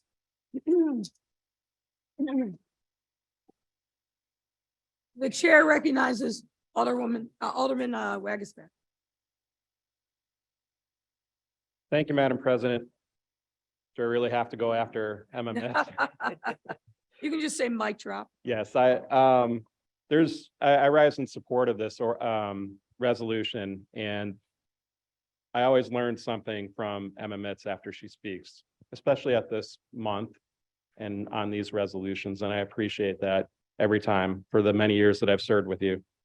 And I'll just say that I appreciate serving with all the great leaders in this body, the people outside of this body in Illinois, as we heard from others like Greg Harris today, but Black leaders throughout this state who have led this place to where we are today, with many more issues to resolve and to work on. And I hope that we can continue to recognize people, leaders of the past like Shirley Newsom today, leaders here today, those of you I serve with, and then leaders of the future. I think our youth who are hopefully being mentored in the right way to take leadership reins from us in the future. And just want to stand in recognition of all the efforts that you've undertaken and the things that we've learned as we've worked together in this body. And I thank all of you for everything that you've done and continue to do. Thank you, Madam President. Thank you. The chair recognizes Alderman Kaplan. Thank you, Madam President. I too stand in to support this resolution. I grew up in Baytown, Texas. It's about 30 miles east of Houston. In 1967, schools were required in our city to be integrated. We had two high schools, Robert E. Lee and George Washington Carver. George Washington Carver students went over to Robert E. Lee. They changed the name of George Washington Carver because it was not appropriate for white people to go to a school named after an African-American. And all the African-American students went to Robert E. Lee, and we couldn't change that name because, well, that was history. Robert E. Lee to this day is the only high school left in the United States of America that's still named after that man. In 1969, when my dad died, our family, we moved to Oregon, 1969, for 1 year. And then we came right back to Baytown. And I went right back to Robert E. Lee High School to finish up my senior year. Oregon opened my eyes. I saw things differently. It was also a very different time. 1969, there was a lot of protests going on. Black Power, we were hearing that term. It was new to me. So when I moved back to Baytown, Texas, my eyes opened. I saw this Confederate flag on the school grounds, and it didn't make any sense. And it didn't make any sense to a lot of the other students there. And so we organized together to get rid of the Confederate flag, African-American students, Latino students, and white students. It just so happened that every single white student who supported this effort had at one time or another lived outside the state of Texas. To join a club, you had to be voted in. Well, white students weren't voting in African-American students to join a club. So a group of us, we started our own club. We called it the Human Race Club. The whole purpose of it was to force integration. The president was an African-American student. I was a member of that club, but I didn't choose to be a member of that club because I was some self-righteous man kid. I joined that club because I was exposed to something different. And that's what changed me. We live in a city right now, 77 communities. And I talk about racism where I grew up. Whoa, it really exists in Chicago. And it has helped me as an alderman to work with colleagues who are living in communities that are so different from mine. I remember talking to Alderman Michael Scott when we were talking about neighborhoods. And he mentioned that there were 3,000 vacant city lots in his ward. And I have one. That's not excusable. Mayor, what you did in the Invest Southwest is transformative. And this change can't just come from you, it must come from all of us. And I am convinced, because institutional racism is a curse on this country, and that curse will continue. And it's going to take a work of all of us together to address this. And we'll know that we have reached that point when when someone lives in poverty, there's not an inclination, it's probably someone who's African-American. When someone is arrested, it's probably not just, we're not going to make that assumption. When there's a carjacking, we're not going to make that assumption. We know racism will be eliminated when we're at a point in our life where it doesn't matter what color you are, that correlates with how much money you have or your successes. So I employ all of us to keep working together to eliminate this curse that is pervasive in our country. And we'll do it by uniting hands. Thank you, Madam President. Thank you, Alderman Kappelman. Thank you for sharing those words. The chair recognizes Alderman Burnett. Thank you, Madam President. I also like to stand in support of this resolution. As African Americans, we have gone through a lot of adversities over the years, coming to this country or being brought to this country. I have a picture at my house that I actually got from a CPS arts fair, of a picture of the opening for the what was it, the door of last return, where over in Ghana, where they bought the ships and they bought all the slaves in, and they had to go through that door before they came over to become slaves. And it's the point of no return. And I just think about how, a lot of us here in this country, some of the slaves who got here through several different ways, whether they were sold or whatever the case may be, coming over on those ships and going throughout the world, all over the world, to be used for labor and for folks to make money off of. A lot of them coming here went through a big struggle. A lot of them separated from their families. A lot of family members died on those ships. Folks came over in inhumane conditions in order to get here. Folks were beaten, malnourished,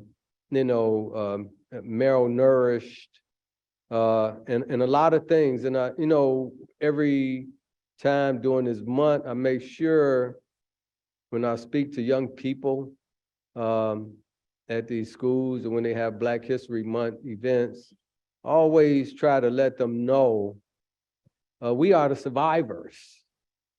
Those of us here in America, we are the strongest of the strongest, because unfortunately, a lot of us didn't make it. Some didn't make it by choice. A lot of folks did suicide. Some didn't make it because they died from being beaten, or they died from being malnourished. So a lot of us, we are the strongest of the strongest, and then have to work through segregation and Jim Crow and all of those other things, and to see how so many of us have prospered and have maintained. And even today, I mean, I'm 60 years old and I'm almost 60, right? I'll be 60 in August. But, you know, we've gone through a lot, you know, even in these walls and these buildings, working with different people, we've experienced discrimination, especially when you're younger. You know, as you get older, you can see it coming a mile away. And it's still here, but we still have to persevere. But at the same time, you know, I was just at an event the other day, and I was there with a lot of successful African-American business people. And I was telling them that, you know, we need to make sure that we let our young people know that we are successful, that they can be successful, and that they know that there are so many successful African Americans in this city, in this state, and in this country. But the thing is, our challenge is, even with our own folks, we tend to run away from each other. We tend to leave folks behind, and we don't try to, you know, we always like, we got ours, and we're not concerned about them having theirs. And we separate each other. Even, you know, when you visit other countries around the world, you see those separations with darker people all the time, in even other foreign countries. I think, you know, at this time in these months, this month that we have been given, that we need to make sure we encourage everyone in our community to be the best that we can be, because the sky is the limit for us. We've been through hell and back. There's nothing that we can't do. We the strongest of the strongest. And I'm just happy to say that I am part of that legacy, part of that heritage, and that gives me strength to, you know, to keep pushing no matter what. And we have to continue to let everyone know that we are a part of this country. We helped to build this country. We went through a lot of hell to be in this country, and we deserve whatever we get in this country. And we have to continue to take our rightful place in this country, in this state, and in this city as African Americans. Thank you very much. Thank you, Alderman Burnett. The chair recognizes Alderman Vasquez. Thank you, Madam President. I really appreciate what our colleagues share here about the history of the country.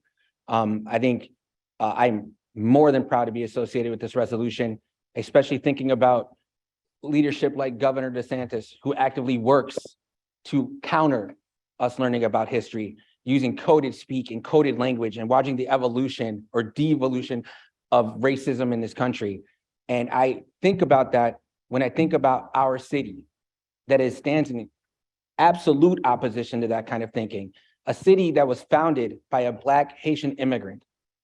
A city that is constantly under attack by right-wing narratives in ways that we know are racist without them having to use words that are clearly racist.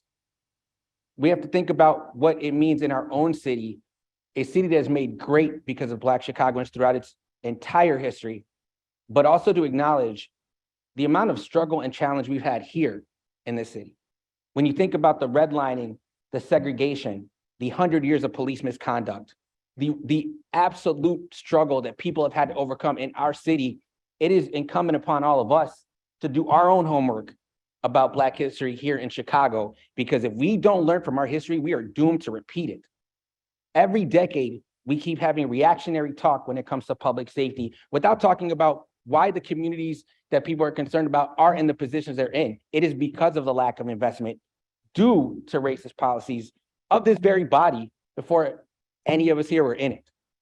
And without having to have the conversations about what that means, we can't change it. We also have to talk about our Black leadership in this city. Leaders like Fred Hampton, who are very clear in their analysis. Leaders like, and I've said this before, who I believe to be our greatest mayor, Harold Washington, and how he brought people together, even in spite of those challenges and those fights, to show what a city we can be. So I want to make sure that when we think about Chicago, we recognize this is a Black city. We are better for it, for its leadership, for its soul, for its arts, its culture.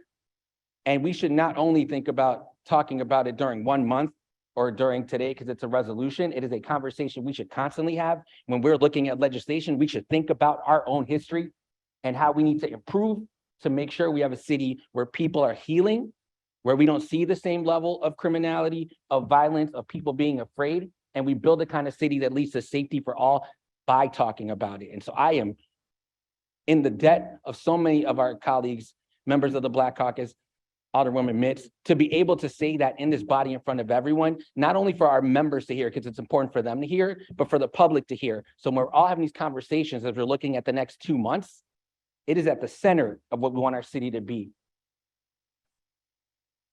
I want to make sure we're always talking about that. I always defer to our leadership, and I want to continue to work with you to make sure that Black excellence isn't something we're talking about as history. It's something we're talking about as future, as we think about our generations, how we heal our city. Thank you very much, Madam President. Thank you, Alderman Vasquez. The chair recognizes Alderman Taliaferro. Thank you, Madam President, members of the City Council. I too rise in support of this resolution. And I'll be very brief because I somewhat want to echo the sentiments of my colleagues that have spoken before me and concur with what they've said. In part, today we celebrate, this month, we celebrate the successes of the Black community and their contributions to this city and this country as a whole. But we also recognize, the struggles that our community has had in our history. And we recognize it in celebration that we can use those struggles as a catalyst toward the successes that we've achieved. So I stand and rise in support of that because it's 2023 and we are still fighting for social and racial, economic, educational equality. And that's what I love about the word fight. When you do see that you're lacking in something or something's not being presented to you on an equal basis, that you're going to fight your hardest to gain that right. And so I support each one of you, no matter what color you may be, for breaking down barriers, for helping those in your community to break down those barriers of racial inequality and social inequality and educational inequality, because it's not just something we're doing as a Black people, we're doing it as everyone. And I would like to see that expand even more. So I thank each of you as well for standing up in your communities against racism and those that you see where we are not being treated on an equal basis. So, Madam President, it's an honor to stand in support of this resolution, and thank you. Thank you, Alderman Taliaferro. The chair recognizes Alderwoman Lee. Thank you, Madam President. I too also rise in support of this resolution and echoing all of my colleagues here today. And as I've done in the past during these months, Black History Month honors the contributions of African Americans in this country. And I think it's so important that we honor that history as Americans, the thing that we all are, regardless of the color of your skin. And this is American history. So anybody that would deny that, I think needs to get on board with what history is and what we have to do to learn from it, so that we don't, as my colleague Alderman Vasquez says, we don't repeat the mistakes of the past. So I stand in support of this resolution in honor of all of the contributions of African Americans throughout history in this country. And I stand in solidarity as well, because we stand on the shoulders of those who came before us, who fought for civil rights, which every one of us benefited from at the end of the day. And I'm so proud to be part of this body. Thank you. Thank you, Alderwoman Lee. The chair recognizes Alderman Rodriguez. Thank you, Madam President. And I too rise, forgive me, I too rise in the wrong chair, to be associated with this resolution. It's not lost upon me that the resolution clause reflecting on honoring the contributions and sacrifices of Black Americans who have shaped our nation really hits home. It really hits home on a number of matters. The fact is, if it was not for the civil rights movements, people in the Latino community and a number of communities, immigrants, would not have the same amount of opportunity if it weren't for the fight in the civil rights era and for Black leaders really standing up to oppression. I honor those achievements, that fight. I honor that today. I hope we honor it every day, not just this month, because the African-American community is so integral, so vibrant, and so important to every one of our communities, even if our community is one in which predominantly another ethnic group. So briefly wanted to rise in support of this resolution and in support of this clause, and remember very succinctly that the civil rights movement means so much for so many different communities. Thank you, Madam President. Thank you, Alderman Rodriguez. The chair recognizes Alderman Ramirez Rosa. Thank you so much, Madam Chair. I'm so glad that we are celebrating Black History Month in this chamber. Where would the city of Chicago be without Black Chicagoans? Where would we be without the contributions and the hard work of Black Chicagoans and Black Americans? So it's well past time for this city to recognize, for this nation to recognize the importance of the Black community. I'm hopeful that the Latino community and the Black community can come together more and more. Too often we are at odds with each other. Too often we are pitted against each other. We need to come together. And I know that the struggle for gay rights, the struggle for equality for Latinos, for people of color would be nowhere without Black people standing up and demanding their civil liberties. I'm a big fan of house music, and we'd have no house music without Black Chicagoans. So I just want to, stand up and be associated with this resolution. And I'm so glad that this month we can recognize the contributions of Black Americans and Black Chicagoans. Thank you. Thank you, Alderman. And any other members of the body wish to join us? Alderman Lopez.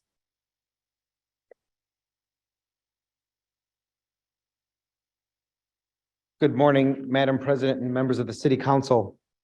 I too rise in support today's recognition of Black History Month.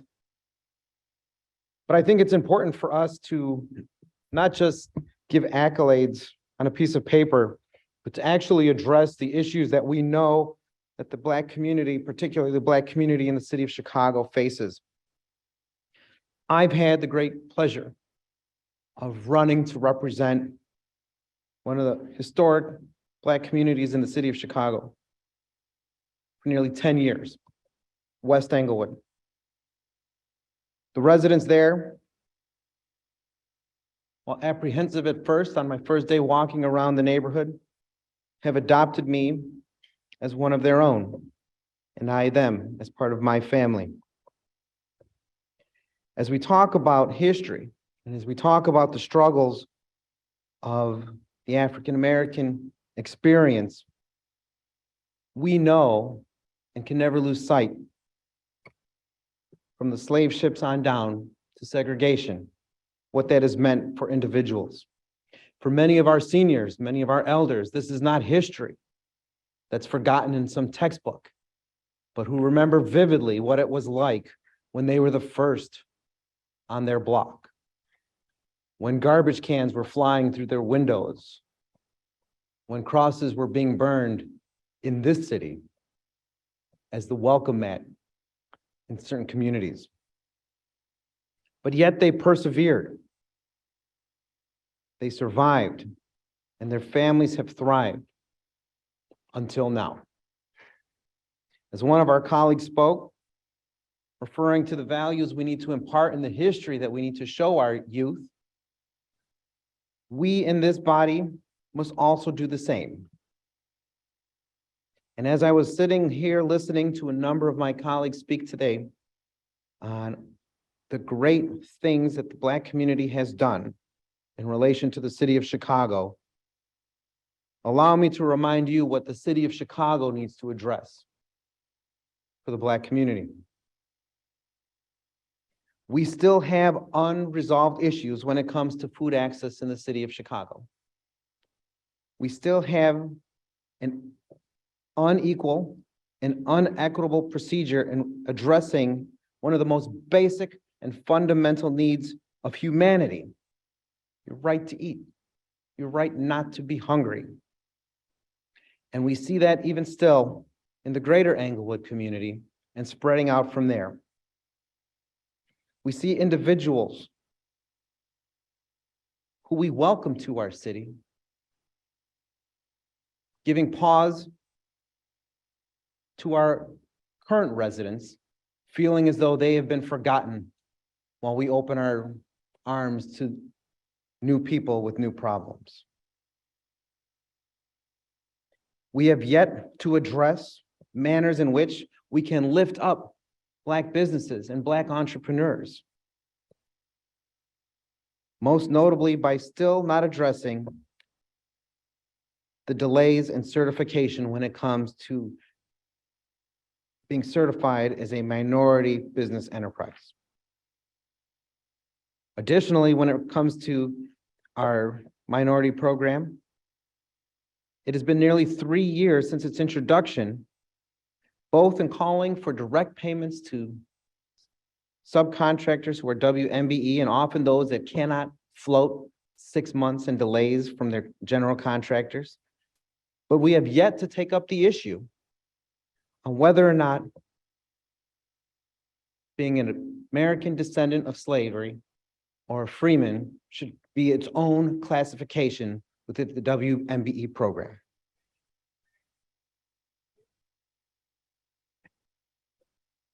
Lastly, when it comes to the values and to our babies, we have seen where we have upended the funding of early childhood programs with known Gold Star rated providers within the Black community for the purposes of giving those dollars to different untested groups. There is more than enough funding to be able to lift both new and old partners. These are just a number of issues on the books right now that we did not coordinate, by the way. But these are just a number of issues that we can address in this moment, in this month, when it comes to Black history. Because this should not be a discussion about Black history, but the future of African Americans in Chicago. We have this in our power now so that everything that I've listed can be used for a historical reference later once we've achieved those goals. Thank you, Madam President. Thank you, Alderman Lopez. The chair recognizes Alderman Sixto Lopez. Thank you, Madam Chair, and I will also like to raise in support of this resolution. And on behalf of our community, especially during these times where we see so much polarization and the pitching of our communities against each other, it is important to recognize the great history and contributions of the Black community in Chicago, a community that I also had the pleasure to represent, like the Abla Homes community, Josh Collins, Barbara Jean Wright, communities that are struggling to survive in the midst of tremendous challenges. Here, the invocation of the founder of Chicago, a Haitian immigrant, but yet we see with great contrast how Haitian immigrants are met in the border and the great inequalities that we continue to deal with, and what represents to be a Black resident of Chicago and across the country. We cannot ignore the tragedies and the recent tragedies that continue to affect especially Black men. And are we remiss not to mention the great tragedy of Tyree Nichols, when we continue to see that kind of violence in 2023, I think it is upon this council to deliver on the promises of equity and justice for all, and to condemn the level of violence that is not only coming in other states, but we have it very fresh in our mind, our own challenges with police misconduct and brutality as of recent settlements during the John Birch regime. That is recent history that must be remembered and reckoned with, so that we can change that terrible legacy. We're going to be hearing a lot about violence in the city of Chicago, but rarely we talk about how we got here and how those 50 schools that were closed, in 88% of those closures affected Black communities, and the ripple effects that this has on our Black youth today. The issues of Black residents are the issues for all of us. There will be no freedom for any of us until there's freedom for everyone. When we talk about food insecurity, when we talk about instability on homes, we got to remember the redlining policies, the CHA land grabs, and the many other policies that make it challenging for a community to thrive, and the conditions that are created here in our own city can be addressed if there's the political will to do so, with investment, with equity for all, but especially those communities that have been disinvested for so long. I think we pledge today to honor with this resolution with actions more than rhetoric, and to make a call to listen to those people, young people, that have presented even resolutions in front of us, like the Peace Book, so that we can address the violence and despair in the city of Chicago. And this council has a lot of responsibility to deliver on the resolutions that we introduce. And again, we rise in support on this important resolution. And I also commit to continue to work with Alderman Sawyer on the reparations resolution and commitments that we have made. Thank you, Madam Chair. Thank you, Alderman. The chair recognizes Alderman Villegas. Thank you. Thank you, Madam President. I stand in support of the resolution honoring Black History Month.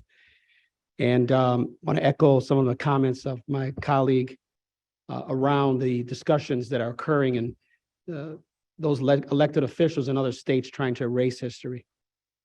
We have to remember that everybody contributes to history, especially the African-American community.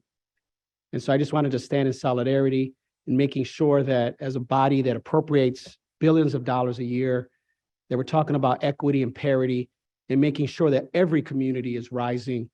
A strong Black community means a strong city of Chicago. So thank you, Madam President.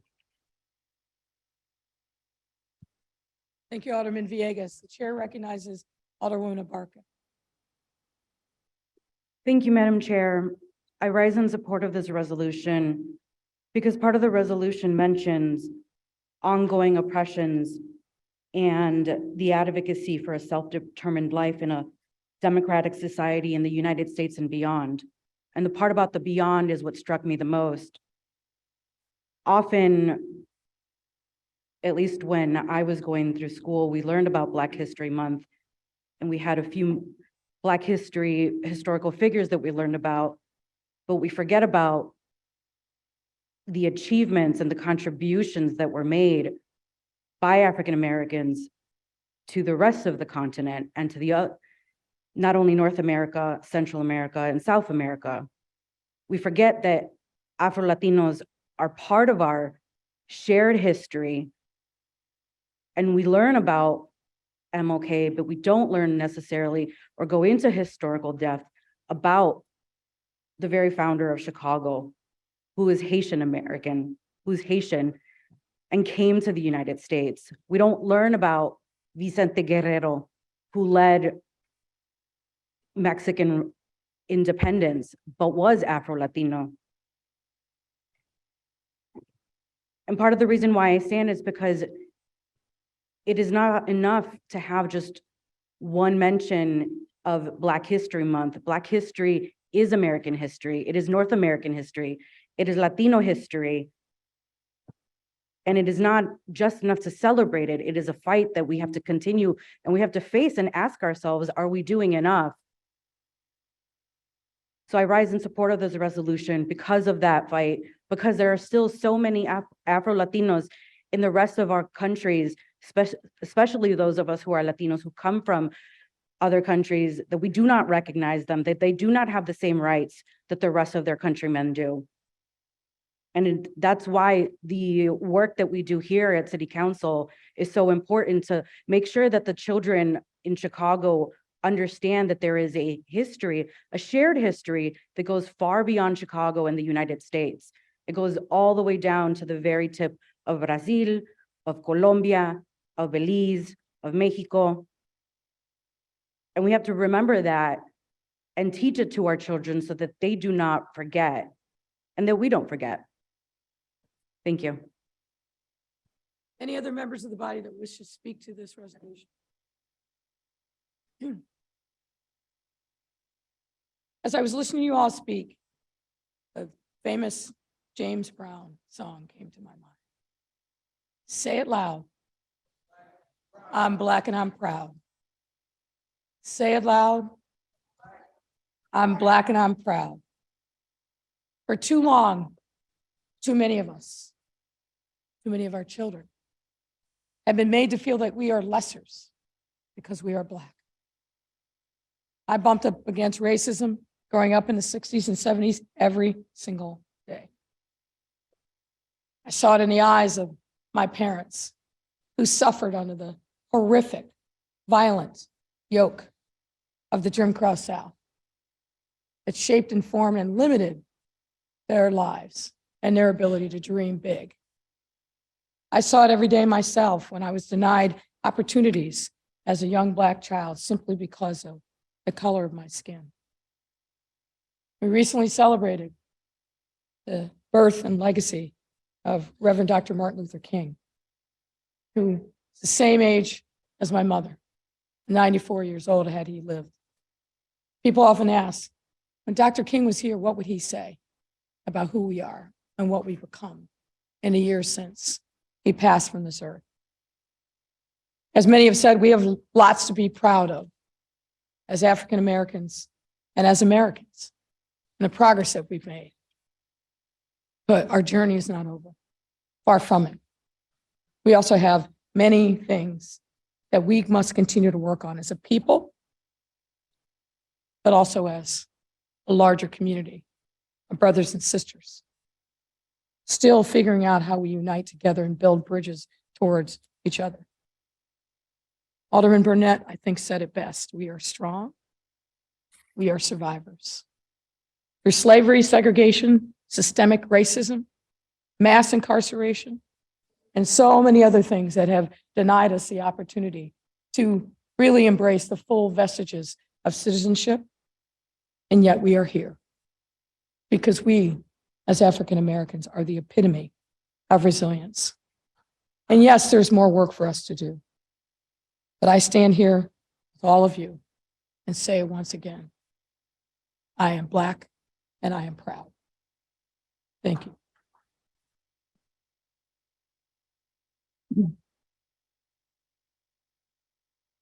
Chair recognizes Alderman Mitchell. Madam President, I move passage of these resolutions in the omnibus. Direction so ordered.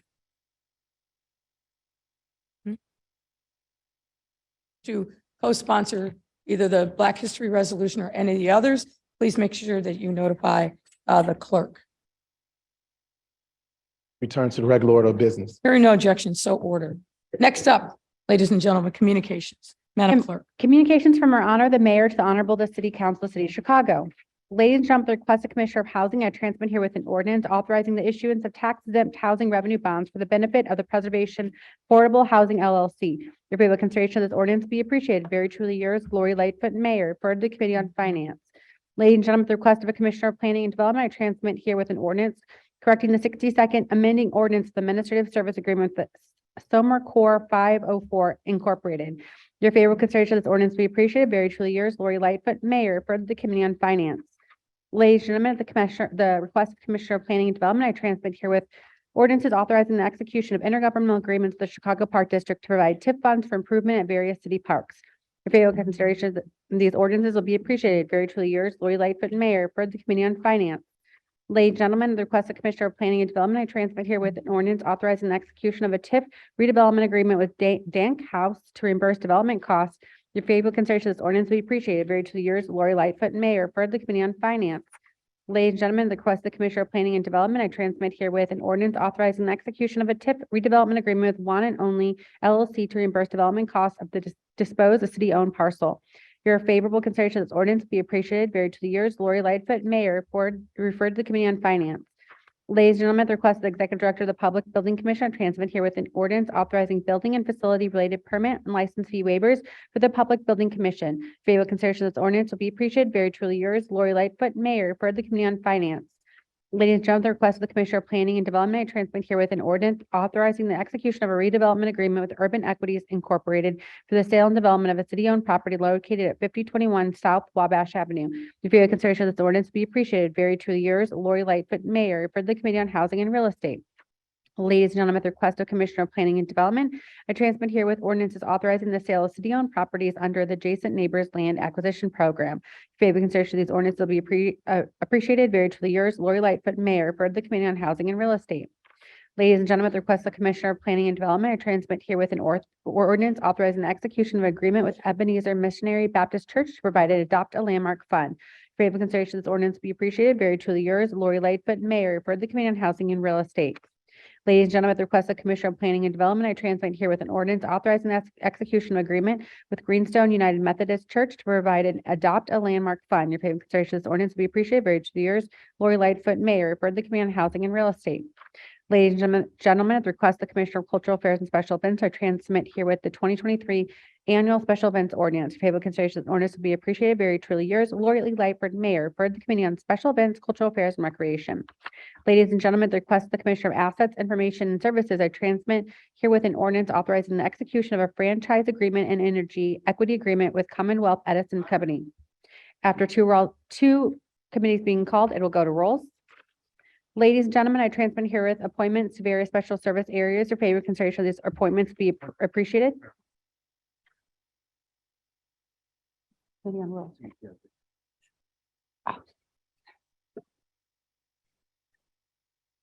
Finance and Energy and Energy. Going back to the last, I just read, Commonwealth Edison Company referred to a joint committee comprised of the members of the Committee on Finance and the members of the Committee on Environmental Protection and Energy will go to the Rules Committee.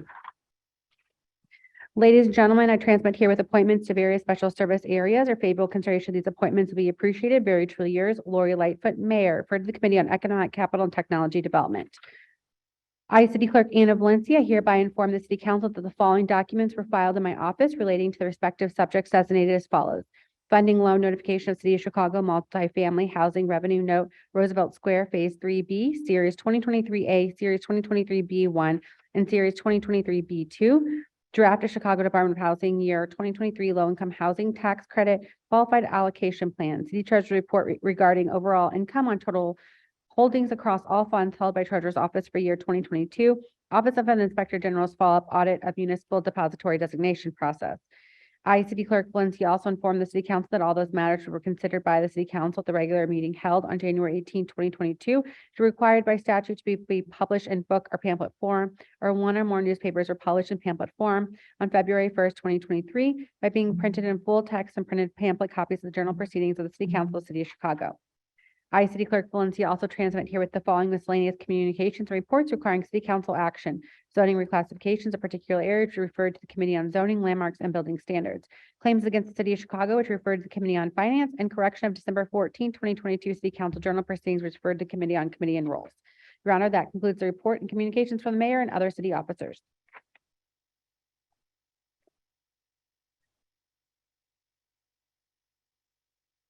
Next up, ladies and gentlemen, committee reports, starting with finance. Chairman Wegesbeck.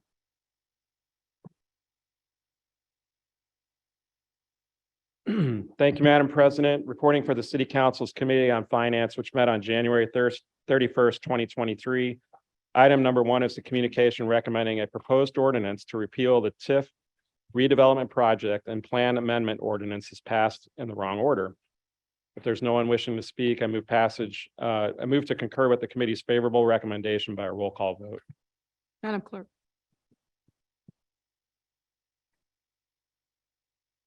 The voting is now open. Please hit refresh and submit your vote. The voting is now open. If you need support, tech support, raise your hand. Alderman Riley.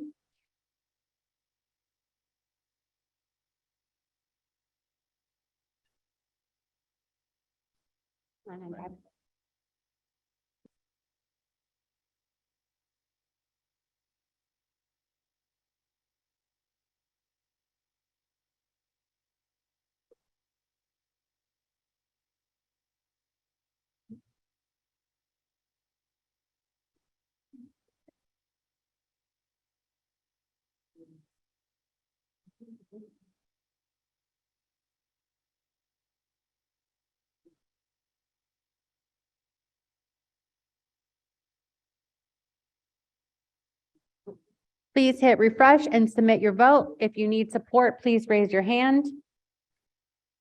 Alderman Talafaro, Alderman Cardona, Alderman Brookins.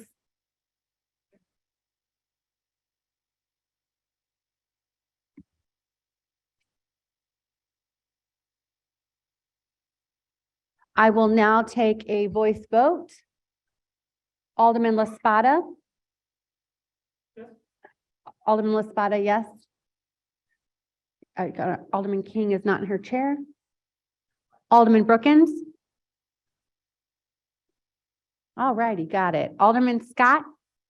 Alderman Scott is a yes. Alderman Talafaro. Alderman Talafaro is a yes. Alderman Cardona. Alderman Cardona is a yes. Alderman Villegas, not in his seat. Alderman Mitz. Alderman Mitz is a yes. Alderman Riley. Riley is a yes. Alderman Gardner. Alderman Gardner is a yes. Alderman Haddon is not in her seat. Any other votes I missed? Anyone walk in? All right, the voting is now closed. The nays are 0. Alderman Kappelman on the motion for reconsideration. Madam President, I move to reconsider the vote. All those in favor of the motion for reconsideration signify by saying aye. All those opposed say nay. Nay. The nays have it. The motion for reconsideration fails. Chairman Wegesbeck. Thank you, Madam President. Item number 2 is a communication recommending a proposed ordinance regarding the authority to enter into and execute the approval of amendment number 1 to the Madden Wells redevelopment project area redevelopment plan for expansion of the project area. I move passage by the first most favorable roll call vote of the Committee on Finance report and corresponding unsuccessful motion to reconsider. Hearing no objection, so ordered. Item 3 is a communication recommending a proposed ordinance regarding the authority to enter into and execute the designation of amendment number 1 of the expanded Madden Wells redevelopment project area as redevelopment project area pursuant to the Tax Increment Allocation Redevelopment Act. There's no one wishing to speak. I move passage by the first most favorable roll call vote of the Committee on Finance report and corresponding unsuccessful motion to reconsider. Hearing no objection, so ordered. Item number 4 is a communication recommending a proposed ordinance regarding the authority to enter into and execute adoption of the tax increment allocation financing for amendment number 1 to the redevelopment plan for the expanded Madden Wells redevelopment project area. Unless someone wishes to speak, I move passage by the first most favorable roll call vote of the Committee on Finance report and corresponding unsuccessful motion to reconsider. Hearing no objection, so ordered. Item 5 is a communication recommending a proposed ordinance regarding the authority to enter into and execute approval of amendment number 6 to the Bronzeville redevelopment project area redevelopment plan for expansion of the project area.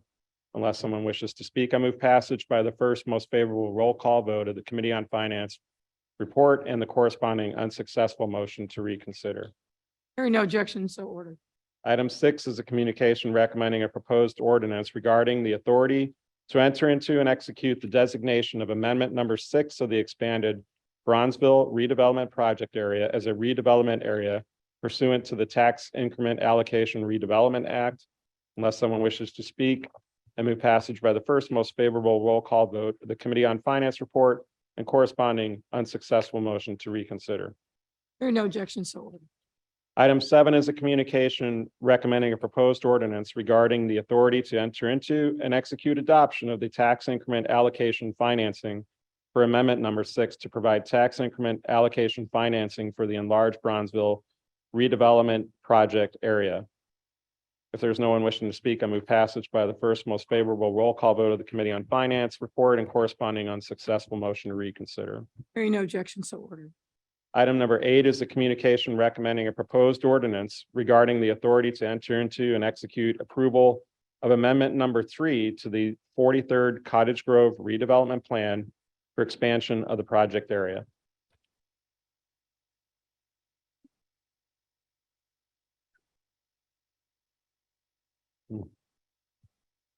So Madam President, unless someone wishes to speak on that item, I move passage by the first most favorable roll call vote of the Committee on Finance report and corresponding unsuccessful motion to reconsider. Hearing no objection, so ordered.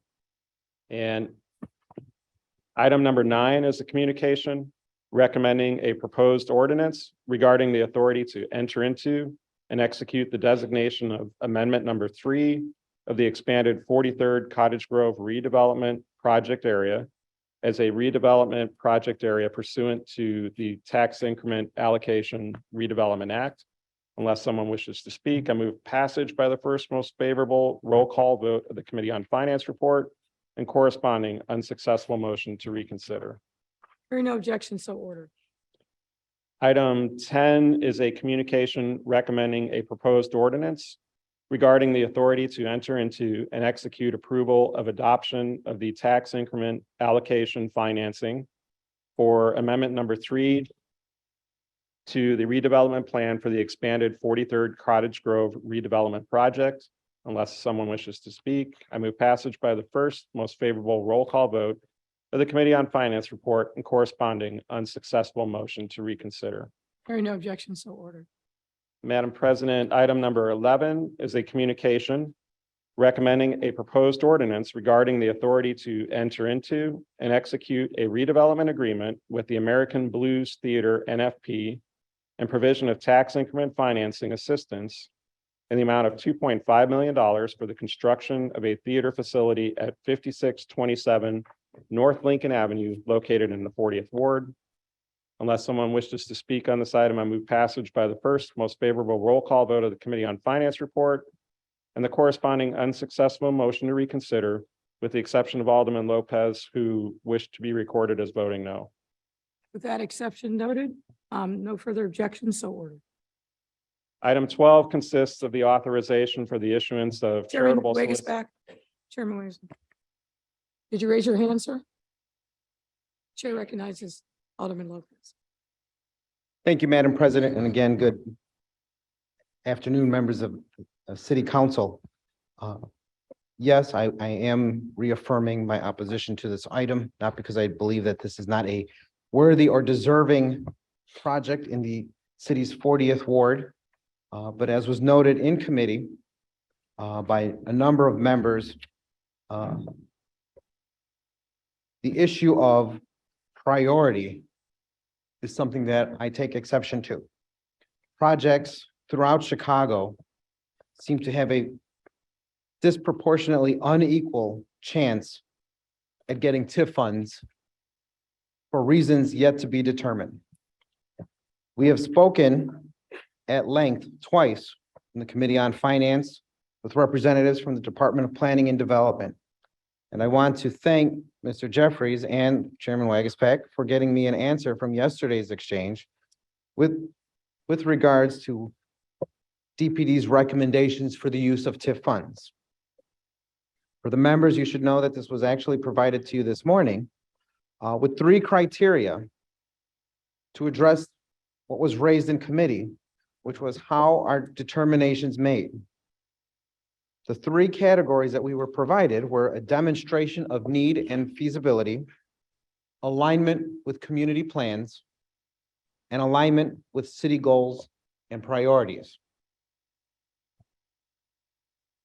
While I accept this as an answer for today so that this project can move forward, as promised yesterday, there are issues that we still have to address with what exactly that means, particularly when we see projects throughout the city of Chicago that have been introduced or applied for years ago, meet all of those requirements and yet are still languishing for a response, while others seem to zip right through in breakneck speed. This isn't just something that impacts my ward, but we've heard about several projects yesterday, and I'm sure if we looked at all of the applications, we would notice that their application dates and their approval dates are not consistent, are cherry-picked for winners and losers by ward. And that is not something that is either equitable or equal. We must do better. And I hope that my colleagues here today and on the Finance Committee in the future months, will take this up with the Department of Planning and Development, because the last thing any of us should have to report back to our communities are that projects that we have been working on that will put people to work, that will address housing, will address infrastructure, address investment, are no longer being played games with by individuals accountable to no one but the administration. So with that, Madam President, I ask that I be again recorded as no on this item. Thank you. Chair recognizes Alderman Vasquez. Thank you, Madam President. I want to thank Alderman Lopez, as well as Alderwoman Hairston and others that during the Finance Committee raised up the very real and valid issue about what the process is like when certain projects are moving and certain ones aren't. I recognize that this one is for a group that was a theater group that began in the 80s, looking to establish its first place and doing the work necessary.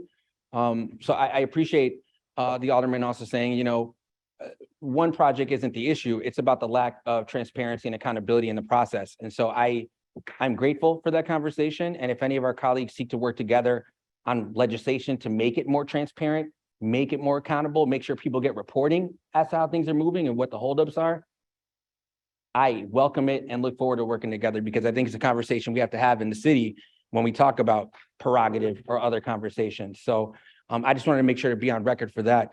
And again, think that it's the right direction to go to have more transparency in it. So thank you, Madam President. Are you recorded as an objection, sir? No, I just wanted to respond because it was required, so my apologies. I see. Noting the objection again of Alderman Lopez. No further objections, so ordered.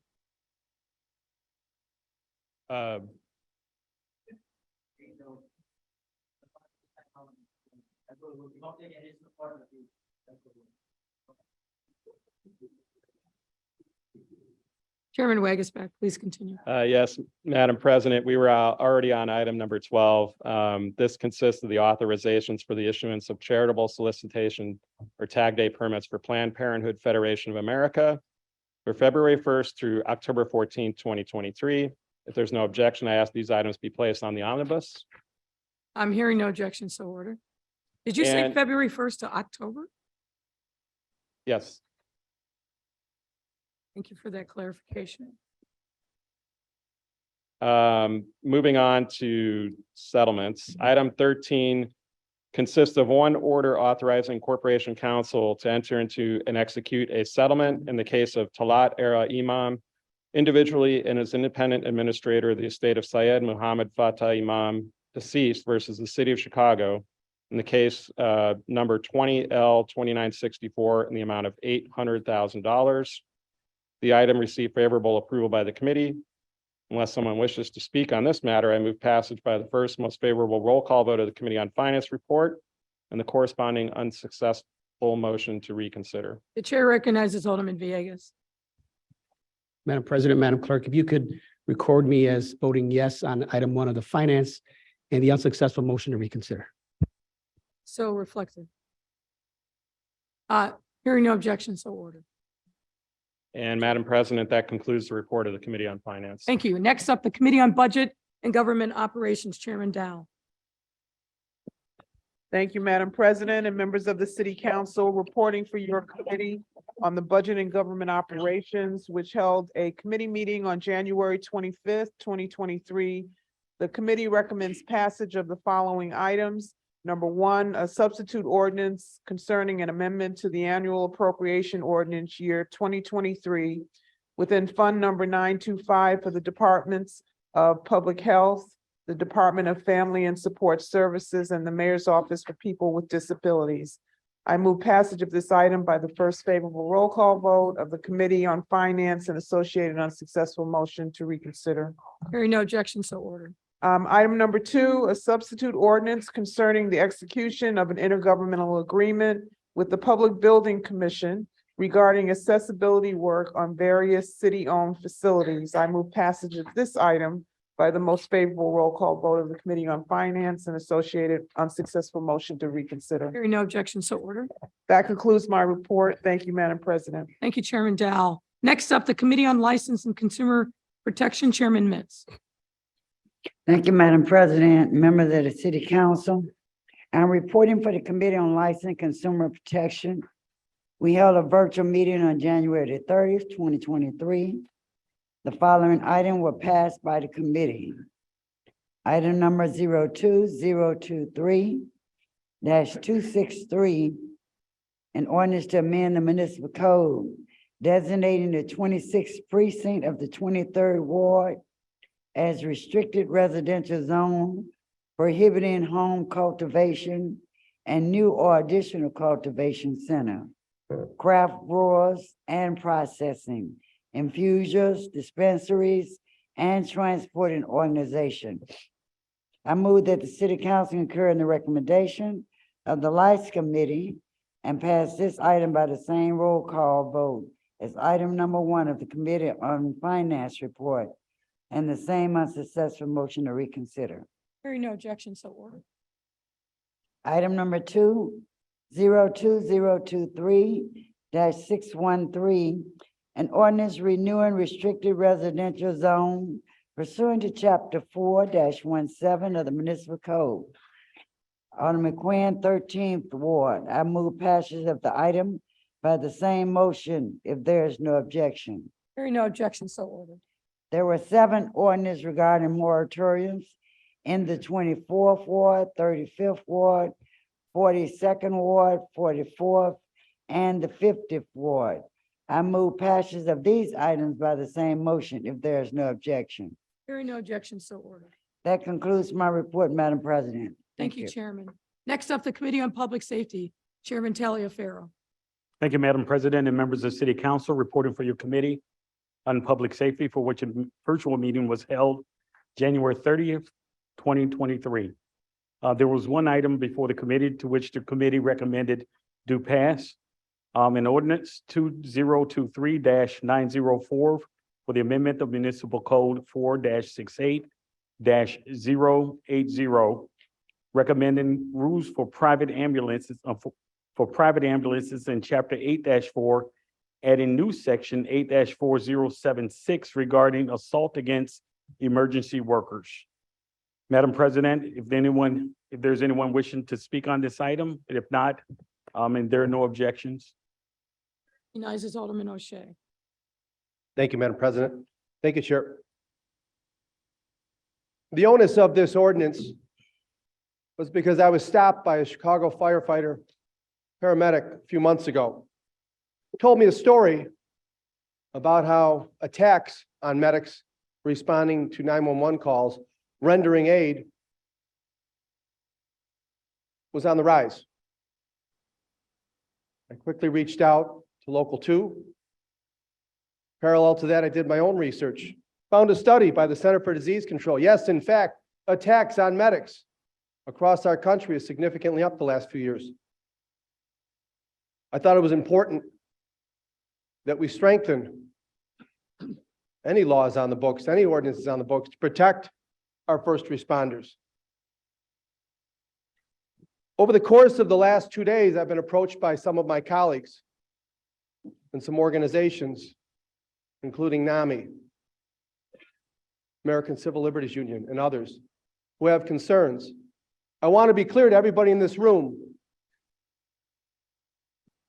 This ordinance is strictly written to do more to protect our paramedics and first responders. That was the only intention of this ordinance. But I understand there are concerns. On the floor today, I spoke with my colleague Alderman Rosa from the 35th Ward, my colleague Alderman Martin from the 47th Ward. And we agreed they're going to put together a group. We're going to talk about what those intended consequences might be to make sure that this ordinance can only be used to protect first responders, paramedics responding to scenes. Now more than ever, we need to stand with them and let them know we have their backs. Thank you. Thank you, Alderman Moshe. The chair recognizes Alderman Napolitano. Thank you, Madam President. I too rise in support of this ordinance. I think a job well done by Chairman O'Shea, as well as firefighter local union too, the firefighters union.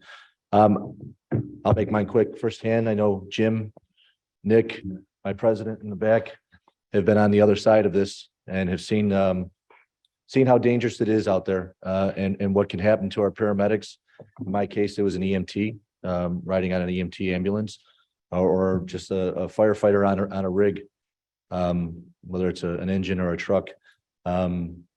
These occasions happen more often than you think, or more often than you know about. Some of the firefighters don't even report it after it happens. They just kind of shrug it off and think that's another day, another dollar, another time at work, trying to get through the day. I think this is a brilliant piece of legislation or a piece of ordinance that Alderman O'Shea has put together. I do believe we can expand it as well to other departments in the city of Chicago. I'd love to be a part of it as well. But this is a long time coming, and I think this is a great thing for all my brothers and sisters on the fire department. Thank you, Madam Chair, or Madam President. Thank you. Thank you, Alderman Napolitano. The chair recognizes Alderman Lopez. I want to thank Alderman Matt O'Shea for bringing this ordinance forward and for committing to work with mental health advocates, with civil liberties groups to ensure that there are no unintended consequences with this ordinance. You know, the assault charge is very different from battery charge. A lot of people don't understand that assault doesn't mean necessarily physical contact. And so we want to make sure that people with mental health crisis, that this is not something that the city brings against them. We want to make sure that peaceful protesters, that this is not something that the city brings against them as a result of passage. So I have heard from a number of groups, NAMI, the Collaborative for Community Wellness, Civil Liberty Advocacy Groups, the Appleseed Foundation, the Public Defender's Office. So I really want to appreciate Alderman O'Shea for committing to meet with those groups, with the backers of this ordinance committing to meet with those groups so that we can ensure that this ordinance does not have unintended consequences. Because I think my understanding is it's the intent of the sponsor and everyone else that this primarily protect our first responders, our firefighters, our paramedics, and that it not be used to criminalize people who already are facing a lot of challenges. Thank you. Thank you, Alderman Rosa. And I think Alderman O'Shea's been very, very clear from the very beginning, and in his remarks today, says a very specific targeted focus, and that is to protect our first responders. The chair recognizes Alderman Lopez. Thank you, Madam President. I don't want to repeat what has already been said, but actually, if there's no objection, I would make a motion to include all members of the body as a co-sponsor to this item. We'll vote if they'd like to, sir. Why don't you just call for a roll call? Actually, I'm asking if they could be included as co-sponsors, Madam President. I don't think that's appropriate. I think members who I think want the to- answer has been given. Thank you, Madam President. The chair recognizes, I guess I'm recognizing Alderman Talaferro. Thank you, Madam President. If there are no objections, I move the passage of this item by the first most favorable roll call vote. Okay. The chair recognizes Alderman Spizzato, who wanted to speak to this. Sorry, Chairman and friend. Thank you, Madam President. Of course, you know I'd have to say something about this, so, but thanks, Matt, appreciate it. 30 years ago when I came on the job, this was basically unheard of. And I worked on the west side for my first few years on the job, and you know, it's some tough neighborhoods, and we were very well received and very well respected. And pretty much anywhere you would go in the northwest side, the north side, the south side, respected everywhere. But something's happened to this world. People just don't have respect. And I'm not so sure it's just firemen or paramedics. Sorry, President Tracy, but I think we need to expand this a little bit more, and I think it needs to be expanded. And we could talk about this later, and I'm not trying to hold anything up, but and my friend also sitting behind me brought up to me that, you know, anybody with the uniform nowadays, traffic management aides. I have a friend of mine, animal care and control, they have issues and problems. We have meter maids, so anybody that wears a badge or a uniform, I'd like to, you know, look into this in the future to add them, to put a substitute ordinance in there. Obviously, I'm not trying to stop anything. I'm just talking, just people have gotten crazier and crazier and crazier, and I don't know what the lawlessness is that's going on in this world. But I obviously support this, and I appreciate you, Matt, and great idea. Just all I'm saying is in the future, we just need to add more to this, Chairman and Mayor. So thank you very much, Madam President. Thank you, Alderman Spizzato, all good points. Now back to you, Chairman. Thank you, Madam President. If there are no objections, I move the passage of this item by the first most favorable roll call vote in the Committee on Finance and the unsuccessful motion to reconsider. Hearing no objections, so ordered. Thank you, Madam President. That concludes my report. Thank you, sir. The chair recognizes Alderman Silverstein. Madam President, if I could ask for just a brief moment to make a statement on public safety, regarding public safety. Are you, hold on one second. Are you asking for leave of the body to suspend the rules to allow you to speak? Yes, I'm out of I would order. like. Can we yes. finish the committee reports first, ma'am? Well, it was appropriate that it came right after public safety because it is regarding public safety. Hearing no objections, so ordered. Thank you, Madam President. As many of you know, crime has touched every corner of our city. Too often neighborhoods feel forgotten and ignored. 2022 was a heartbreaking year in the 50th Ward. We saw a significant increase in hate crimes, shootings, carjackings like we've never seen before. Our neighbors are afraid to walk down the street, have their kids play outside, and go to their places of worship. After another shooting death in January, my office started collecting testimonials from our neighbors. We wanted to shine a light on the crime happening in our community. In just a few short days, more than 100 local residents sent me powerful statements on how crime has affected all our lives.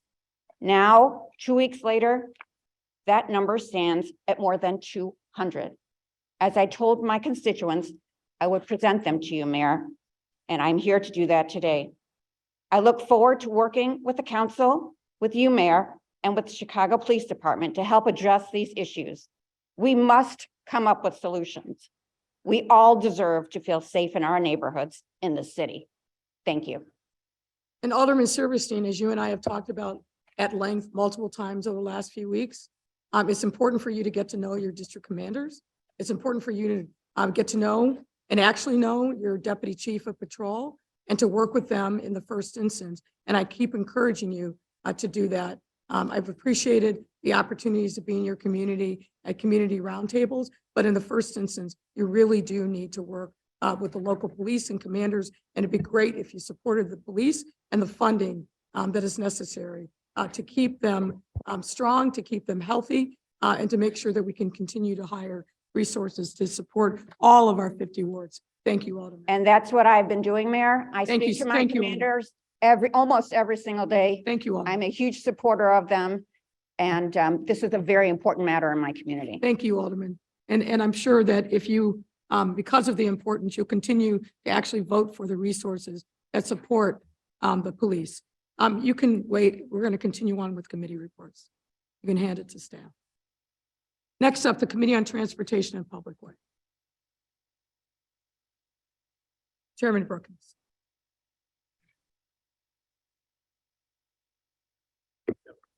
Got here quick. Good afternoon, Madam President. Reporting on your Committee on Transportation and Public Way, a meeting which was held on January 26th. The following ordinances were passed by a majority of the members present. Page 2 and 3 include 12 ordinances for miscellaneous items introduced by the local alderman from wards 3, 11, 24, 25, 27, 45, 47, and 48. On page 3, item 4, amended municipal code section 2-102-030, an ordinance number 02022-3985 was re-referred to the pedestrian and traffic safety, so no vote will be taken for this item. Page 4 includes 3 vacation ordinances located in the 8th, 22nd, and 24th ward. Madam President, if there are no objections, I move passage of these items by the last most favorable roll call vote on the Committee on Finance and the associated unsuccessful motion to reconsider. Hearing no objections, so ordered. Madam President, that concludes my report. Thank you, sir. Thank you. Next up, ladies and gentlemen, matters on the agreed calendar. Chairman Harris. I received from the clerk, Anna M. Valencia, a total of 212 items proposed for the agreed calendar, consisting of congratulatory, commemorative, tributary resolutions from the following aldermen: Alderman Sawyer, Alderman Harris, Alderman Burke, Alderman Lopez, Alderman Coleman, Alderman Brookins, Alderman Vasquez, Alderman Gardner, Alderman Martin, and Alderman Kappelman. I move passage of the agreed calendar and the omnibus. Hearing no objection, so ordered. Next up, new business. Mr. Clerk, we'll call the wards beginning with the 50th.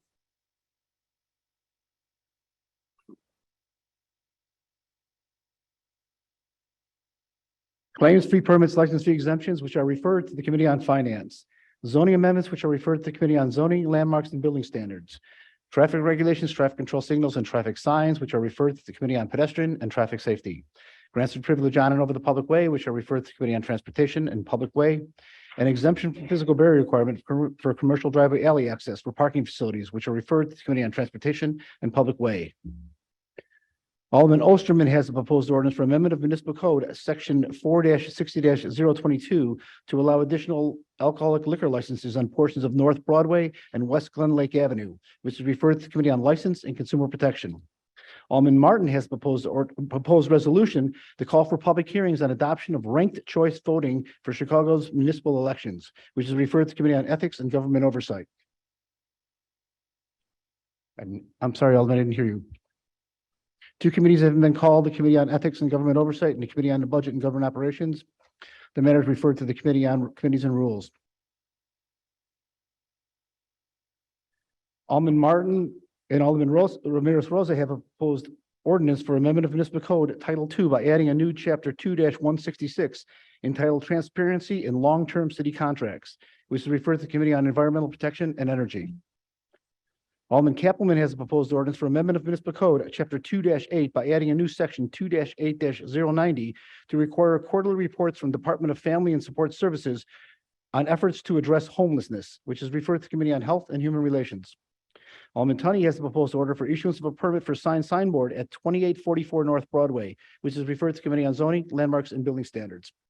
Alderman Vasquez and Alderman Rodriguez Sanchez have a proposed resolution for recognition of historical and cultural significance of Naroon Iranian New Year, which is referred to the Committee on Health and Human Relations. Alderman Vasquez and others have proposed resolution to call for subject matter hearings on health costs of negative effects posed by fossil fuel companies, which is referred to the Committee on Health and Human Relations. Alderman Rodriguez Sanchez has a proposed ordinance for an honorary street designation as Cairo Tony Ortiz, which is referred to the Committee on Transportation and Public Way. Alderman Rodriguez Sanchez and others have a proposed resolution to call for the Illinois General Assembly to pass House Bill 2 and Senate Bill 78 to allow community-based organizations and healthcare providers to operate overdose prevention sites, which is referred to the Committee on Health and Human Relations. Alderman Urban has proposed orders for the issuance of permits for signboards, which are referred to the Committee on Zoning, Landmarks, and Building Standards. Alderman Burnett has a proposed resolution to call on the Illinois General Assembly to amend Tax Increment Allocation Redevelopment Act to include public safety programs and security services within redevelopment project areas, which is referred to the Committee on Public Safety. Alderman Scott has proposed ordinance for an honorary street designation as honorary Mrs. Ernest and Gloria Jenkins Way, which is referred to the Committee on Transportation and Public Way. Alderman DeBarris and others have proposed ordinance for amendment of municipal code Title IV by modifying various sections to further regulate shared housing units and vacation rentals, which is referred to the Committee on License and Consumer Protection.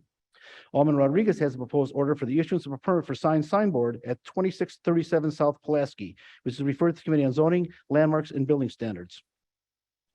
Alderman Brookins has a proposed ordinance for amendment of municipal code, section 4-60-023, to allow additional package goods licenses on portion of West 95th Street, which is referred to the Committee on License and Consumer Protection. Alderman Taylor has a proposed ordinance for amendment of the plat of Jars re-subdivision, which is referred to the Committee on Transportation and Public Way. Alderman Coleman has a proposed ordinance for amendment of municipal code, section 4-60-023, to disallow additional package goods licenses on portions of West 63rd Street, which is referred to the Committee on License and Consumer Protection. Alderman Lopez has a proposed ordinance for amendment of municipal code, section 2-92-450, regarding granting of reduction or waiver of commitment to minority-owned and women-owned business enterprises, which is referred to the Committee on Contracting, Oversight, and Equity. Alderman Sadlowski Garza has a proposed ordinance for vacation of public ways in the area bounded by South Avenue O, East 117th Street, South Burley Avenue, and East 116th Street, which is referred to the Committee on Transportation and Public Way. Alderman Laspada has a proposed ordinance for amendment of municipal code, section 4-60-023, to allow additional package goods licenses on portion of West Armitage Avenue, which is referred to the Committee on License and Consumer Protection. Alderman Laspada also has a proposed resolution to call for hearings on oversight of grant planning and implementation of Chicago Recovery Plan, which is referred to the Committee on the Budget and Government Operations. And a proposed ordinance for an honorary street designation as honorary Sam Bell Way, which is referred to the Committee on Transportation and Public Way. Alderman Spot and others have a proposed ordinance for amendment of municipal code, chapter 11-12, regarding utility bill relief program, which is referred to the Committee on Finance. Your Honor, that concludes the presentation of aldermanic introductions. Thank you, sir. The chair recognizes Alderman David Moore. Thank you, Madam President.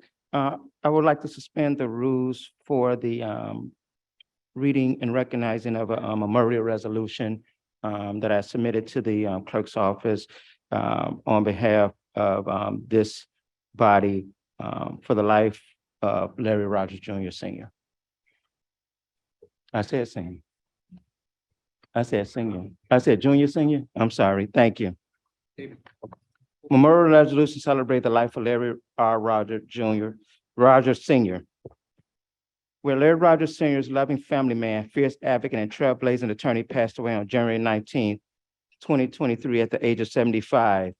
And whereas the Chicago City Council has been informed of Mr. Rogers' passing by the Honorable David H. Moore, Alderman of the 17th Ward, and this mayor, Lori Lightfoot, a native of Roseland, and one of the founding partners, Power Rogers and Smith, now Power Rogers LLC.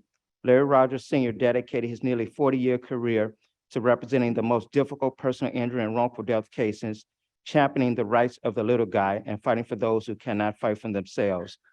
And whereas a man of humble beginnings, at one time juggling 3 jobs to support his family during the day while also attending law school at DePaul University at night, Larry seized opportunities to invest in himself and provide for his family and community, becoming one of the most successful, respected, and influential trial lawyers in the country.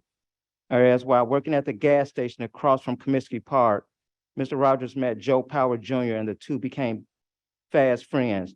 And whereas Power recommended that Larry apply for law clerk position at his firm and finish law school to fill the void of Black attorneys at the time, Larry took his advice and the two founded the Power Rogers Law Firm after Larry graduated in 1983. And whereas the Michael Jordan of law before Michael Jordan was the Michael Jordan of basketball, Larry's record of success started early in his career.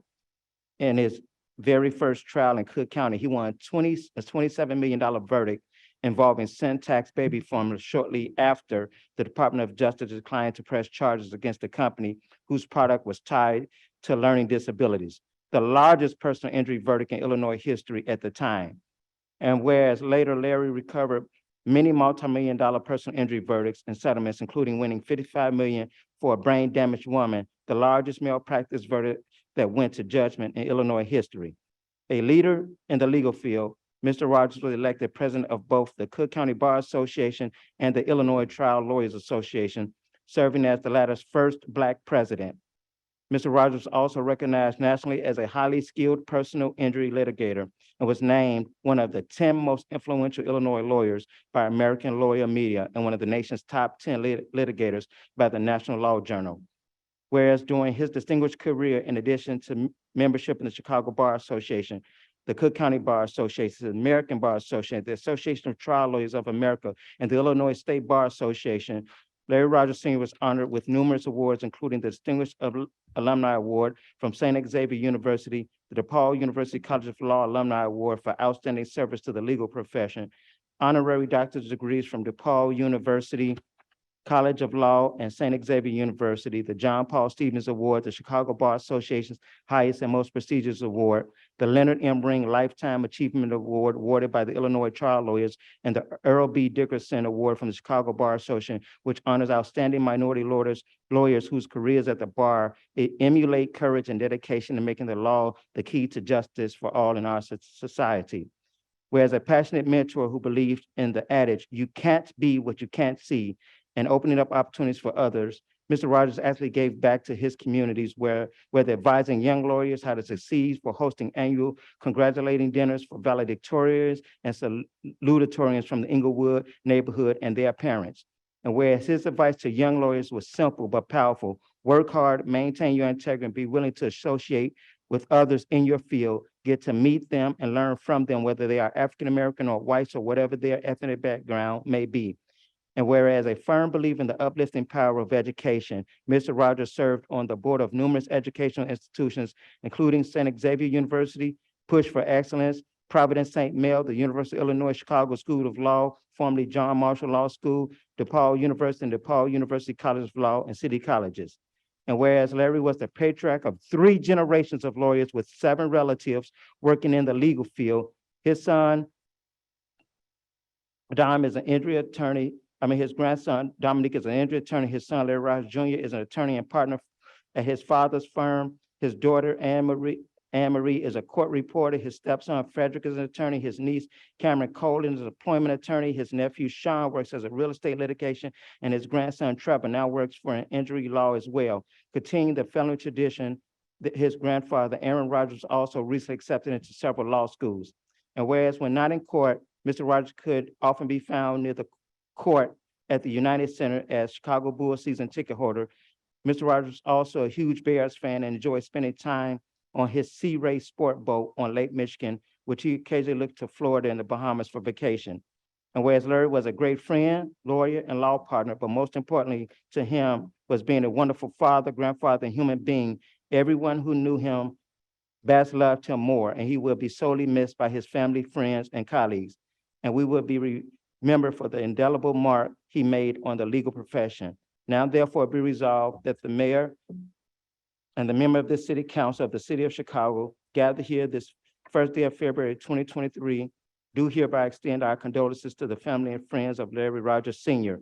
And be it further resolved that a suitable copy of this resolution be prepared and presented to the family of Larry Rogers Sr. as a sign of our honor and respect. And I may add that both resolutions and memorials was read on the Senate floor and by Senator Dick Durbin, and on the House floor by Congresswoman Robin Kelly. And we could not bypass this without the city in which he comes from recognize the great work that he's done for the city of Chicago. Thank you. Thank you, Alderman Moore. The chair recognizes Alderwoman Hairston. Thank you, Madam President. I'm going to ask my colleague, several of us We all loved Larry Rogers, a lot of us that are lawyers on the council. So I would ask, Leave, if we could hold this and then maybe contact his family and do a more appropriate resolution where we all could be prepared to speak at maybe at the next city council meeting. Pardon me? Okay. All right. Thank you. So you're accepting that friendly amendment? Absolutely. Okay, thank you. Thank you. Alderman Mitchell. Approval of the journal. Madam President, I am not aware of any corrections to the journal from the January 18, 2023 regular meeting and move that it be approved. Hearing no objection, so ordered. Next up, unfinished business. Alderman Mitchell. Madam President, I'm aware of one piece of unfinished business. It was filed by Alderman Brookins and calls for a vote on 02022-2395, which was deferred and published on January 18, 2023.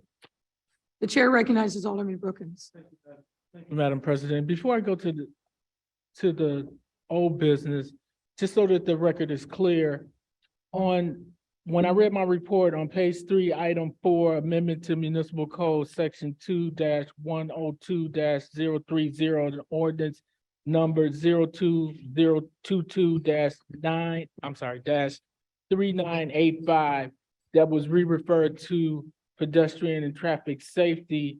If I didn't say it, I meant to say that if there's no objections, I ask that also be re-referred by the last most favorable roll call vote on the Committee on Finance and unsuccessful associated motion to reconsider. Hearing no objection, so ordered. Thank you. Madam President, with respect to this matter, I'd like to pause and allow Alderman Taylor to speak on it. Chair recognizes Alderman Taylor. Thank you, Madam President. First and foremost, I want to say thank you to Inglewood United and Build and Team Inglewood for their support and understanding to this issue. Norfolk Southern is a $59.7 billion company. And an agreement was signed back in 2014 when I and a bunch of my coworkers weren't here. But the thought that Norfolk Sutherland, who got rich off the backs of slaves, won't even commit to giving this community the little things that they're asking for. And so I've been in office since 2019, and not one time did they come to talk to me about this RDA that A, I did not sign, and B, that I did not agree to. Instead of Norfolk Sutherland working directly with me, they talked to the majority of my coworkers and tried to organize around me. And so you're attacking somebody who is paid to represent the people in your community. What does that say about Norfolk Sutherland? What does that say about us as a council? They could afford to put gates around their property. They could afford to fix the streets. They could afford to do beautification. And the thought that it's not in the RDA is not on the people in our community. It's on them. There is nowhere in the world they are sit up in the middle of a Black and brown community and they do the bare minimum. And I'm almost ashamed and embarrassed that somebody would sign off on some crap and did not do any follow through because they did not make sure people got jobs in the community. They did not make sure they were going to do hiring fairs. They did not make sure that the Black folks from that community get that contract. What does that say about us? But we'll celebrate Black history, huh? And Alderwoman, all due respect, what you feeling? Black people been feeling for years. And so now it's join the club. We got jackets. I am tired of sitting in a space where I'm ignored and not listened to just because of the color of my skin. And I don't care how many flags y'all put up in here. I don't care how many colors y'all change on the bug. That still does not give y'all the right to overrun the people in the community. Now, I ain't started this fight, but I'm good at finishing. And so Norfolk Sutherland and the city have agreed to the terms that the community are asking. And that's all I was asking for. I want to thank the Black Caucus and members of the Latino Caucus for standing with me, because sometimes it's easier to take the check and look away. And so I thank the people who've stood with me and this community to say enough is enough. And so I'm asking y'all today, I am gonna vote yes. And I'm only voting yes because somebody made me keep my word. And I promised this community that I will fight for it and stand up for it. And they're okay with it, so I'm okay with it. Thank you, Madam Chair.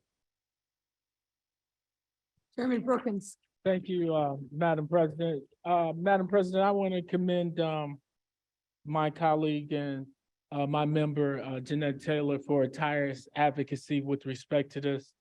For those who don't know, that this is a project is part of a larger project in the CREATE portfolio of projects, where it's $100 million project and only 15 million out of that $100 million have been spent so far. I'm sure that Ms. Taylor will make sure that this $85 million that is yet to be spent, that Norfolk Southern will do right by our communities in hiring and letting people know.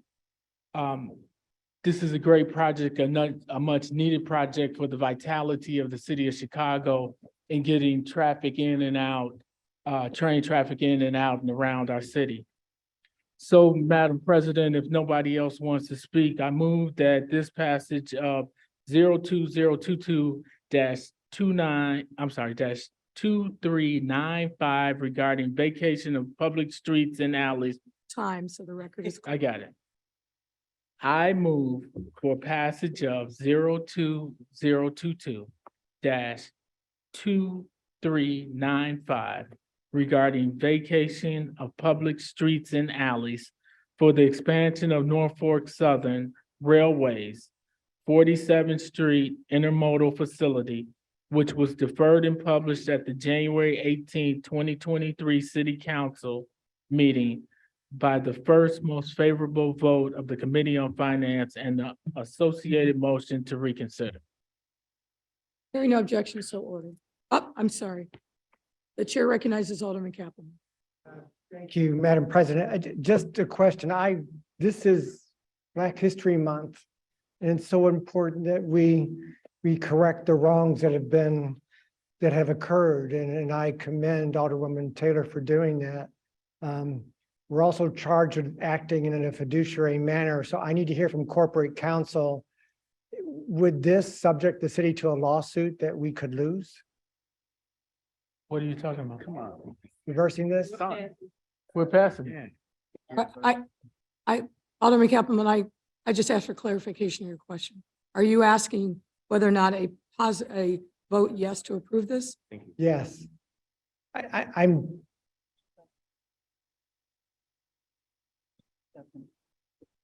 I don't know that the Corporation Council can answer that question. Okay. On the fly. Great. I want to just check, just make sure. Thank you. Thank you, Madam President. The chair recognizes David Moore. For the record, which I support moving forward with this, but it's not part of the CREATE project. It's just the Norfolk Southern project. No, whole portfolio of CREATE, which is a bunch of different projects. This is just one of many. Hearing no objection, so ordered. Thank you.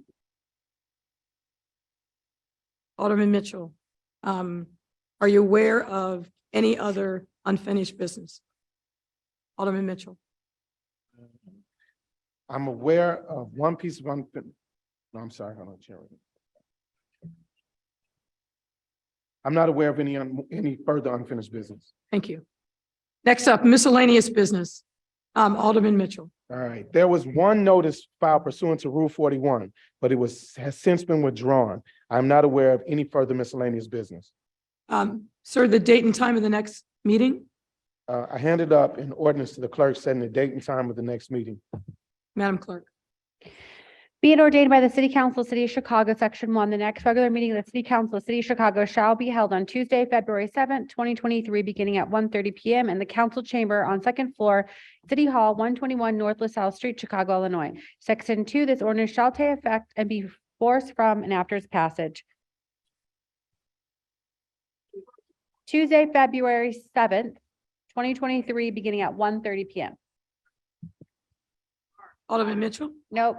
February 7th, 1:30 p.m. Alderman Mitchell. Madam President, I move that matters in the omnibus be passed by the most favorable roll call vote by the Committee on Finance and the associated unsuccessful motion to reconsider. Hold on one second. The chair recognizes Madam President, Alderman I Beal. motion that we lay on the table the motion for February 7th meeting. There's a motion to lay on the table that we come back for the next city council meeting on February 7th at 1:30. This is.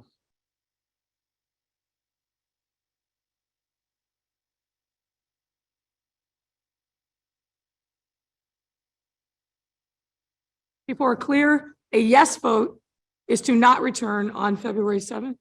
Alderman Burke, please, folks. We're very close to the end. There's a motion to lay on the table the ordinance to come. Just talking. Alderman Lopez, please, if you give me the courtesy of finishing so that I could clarify for the body the motion that Alderman Beal has put on the table. Is that all right? Can you do that, sir? I understand, but let me finish, sir. There is a motion to lay on the table the ordinance that would set the date and time of the next city council meeting as February 7th at 1:30.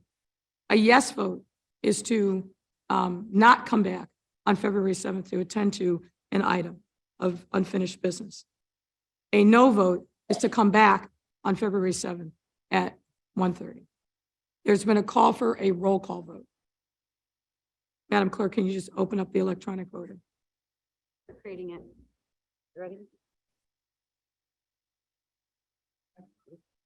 You ready? The chair recognizes Alderman Osterman. I think I speak for all my colleagues. I think if there's a reason for us to come back, I think it would be important for us to know before we vote on this, why we would be coming back. I think if there's an urgent matter before this body, all of us are willing to come back on a moment's notice, as we always shown. But if there is a reason for us to come back, I think for us to take an informed vote on this motion, I think people should be told clearly by yourself or someone else why the need to come back. And I think for us to make an informed vote on this, which our constituents will want, I think we deserve the courtesy to be told why we want to come back. There is a matter of unfinished business that was sent to the Rules Committee that needs to be advanced, and that is the consideration by this body of the ComEd franchise agreement that promises to provide the city over the life of its terms, $120 million. Let me go to Alderman Lopez first and then to Alderman Vasquez.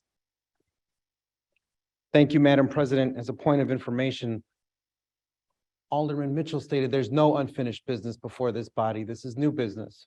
So that is incorrect. What is the unfinished business? I clarify, it would be new business. That No, was you said it was a unfinished matter, business. an item that was referred to the Rules Committee. Alderman Vasquez. I apologize because there's a lot going on. So the reason we want to have another meeting is to expedite the ComEd agreement. Is that what we're saying? The reason is to make sure that the agreement that is time sensitive comes before the body for consideration. That's correct, sir. Yeah, I think I agree with Harry and other folks that we don't know about the time sensitivity. We don't have a lot of answers at all. But if members want to vote on speeding that up, they're feel free to. And just as a clarification, sir, it's not speeding it up. It's putting it forward before the body for consideration, Alderman Vasquez. Because if it's not before the body, as you well know, since you sent it to Rules, it can't be considered. It could be considered later. It could be Right. considered at any time. Right. So we don't have to speed it. The chair recognizes Alderman Irvin. I guess if you withdraw your objection to it just going to committee to be heard, then there's no need to come back. I think that's the point of the conversation. So it's my understanding and my belief that we can't have a conversation about it until it gets to committee. And right now it's in Rules, which is not where it should be heard. It should be heard in the committee, but the two committees that the joint committee was brought about to. So again, I guess the ball really is in your court. If you want us to come back on Tuesday to re-refer it out of committee, then we come back. Otherwise, if you pull your referral out, it just goes to committee on a regular basis. It's coming one way or the other. It's how you want it. anything, we need to be holding off until after elections for this conversation. So I'm happy holding it as long as we need to and not speeding it up. The chair recognizes Alderwoman Garza. Thank you, Madam President. Yesterday I had a briefing on this that lasted about 20 minutes. None of my questions were answered. It was rushed. I didn't feel like, I don't know who worked on this or if any one of us had an input on this. I know I didn't. This is a huge deal for the city of Chicago. I think we deserve more time to hash through this, 80 pages of documents, to look at this and to learn what we're doing. It's the taxpayers deserve us to look at this thing. This is a huge deal. And none of us, I've talked to a bunch of people. Does anybody in here feel comfortable with what's in here? We just got this today. This is a huge deal. And I don't want to make sure that I'm not voting on something that's parking meters or the Skyway Bridge. You're 100% right. This body absolutely needs to look at every page, understand everything that's in it, so that you feel comfortable when you cast your vote. But formally, the process to initiate that consideration is to have it introduced into committee. And just to make sure everybody's clear, because I heard a lot of conversation and consternation, we enter in things into the record so that the body can then consider it at whatever pace the body feels is appropriate. That cannot be done if we're playing parliamentary games. And we need to get this before a joint committee, which is what we heard feedback from the briefings, so that the entirety of the agreement can be considered in a timely and appropriate fashion. So as you well know, the filing isn't the voting. Sometimes things get filed and it takes quite some time for the body to feel like it's comfortable in considering.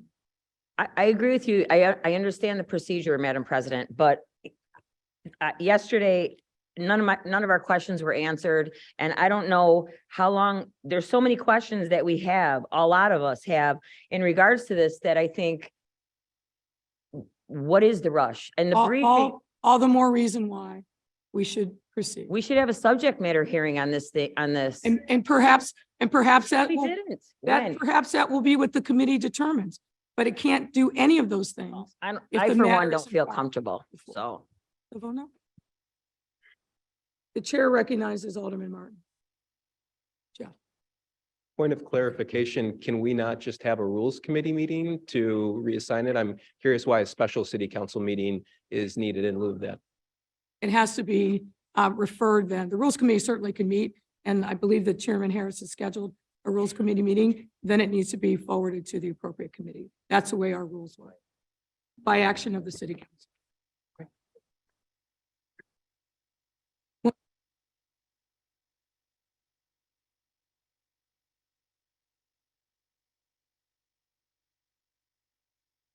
If the rules committee meets, refers it to the joint committee, all the city council would be doing on Tuesday is accepting the recommendation of the rules committee to refer it to the joint committee. There's no vote other than that. There's no substance. The council will have and take whatever time it believes is appropriate to consider this matter. The chair recognizes Alderman Burke. Did you have something, sir? Madam President, I think I heard someone mention a special committee. I would refer the members to Sir, our own if I can rules. just interrupt, I don't think anybody mentioned a Pardon me? special committee. It was a joint committee, which is Well, different than a special committee issue. well, there is no reference in the rules to a joint committee. But there is a reference in the rules on page 18 to special committees. Special committees can be created by the council only by a resolution adopted by the affirmative vote of 2/3 of the aldermen who are entitled by law to be elected. There's no reference in the rules to a joint committee. This would be a special committee and it has not been created. I believe you've been in a city council for quite some time, correct? I'm sorry? I believe you've been in city council for quite some time.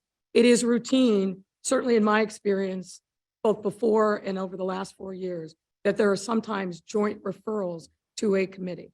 And that's precisely what this is. This is not a special committee. And you're right, you read the rule correctly, but this is not, what's being proposed is not a special committee, but a joint committee. Well, respectfully, we have a difference of opinion. I think the rules are clear.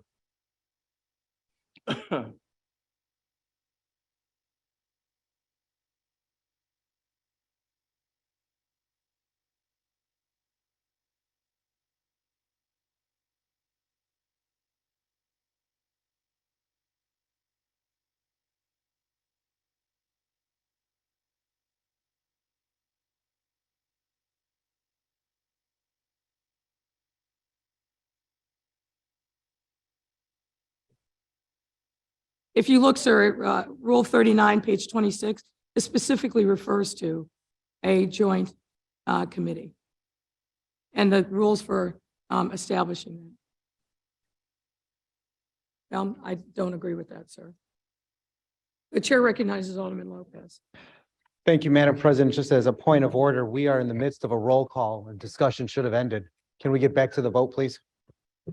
There was a question by, I think, Alderman Osterman. The rules state that there's no debate when a roll call has been There called. was a point, there's a point of clarification. There's no such thing during a roll call there vote, is, Madam sir. President. There is. Someone who's been here longer than you. That is not the case. Oh, well, there's a lot I could say about that, but I will not. I Please will do, restrain myself. because the rule is very clear. A roll call has been requested. Discussion should end. Can we proceed with the vote? Sir, as you're aware, once the clerk commences a roll call, you're 100% right. But your colleagues. You've already asked- called your- for the roll call. I'm not Madam going to President. argue with you, sir. Then call When- for the roll call, please, Madam President. Your, which has your been requested. colleagues asked for points of clarification and Having a discussion. debate on the merit of an ordinance.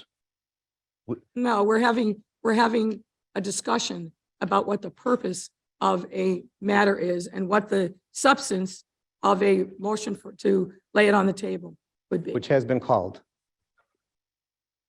Any other, the chair recognizes Alderman Sixto Lopez. Thank you, Madam Chair. I am concerned about the rushing of this contract, especially with a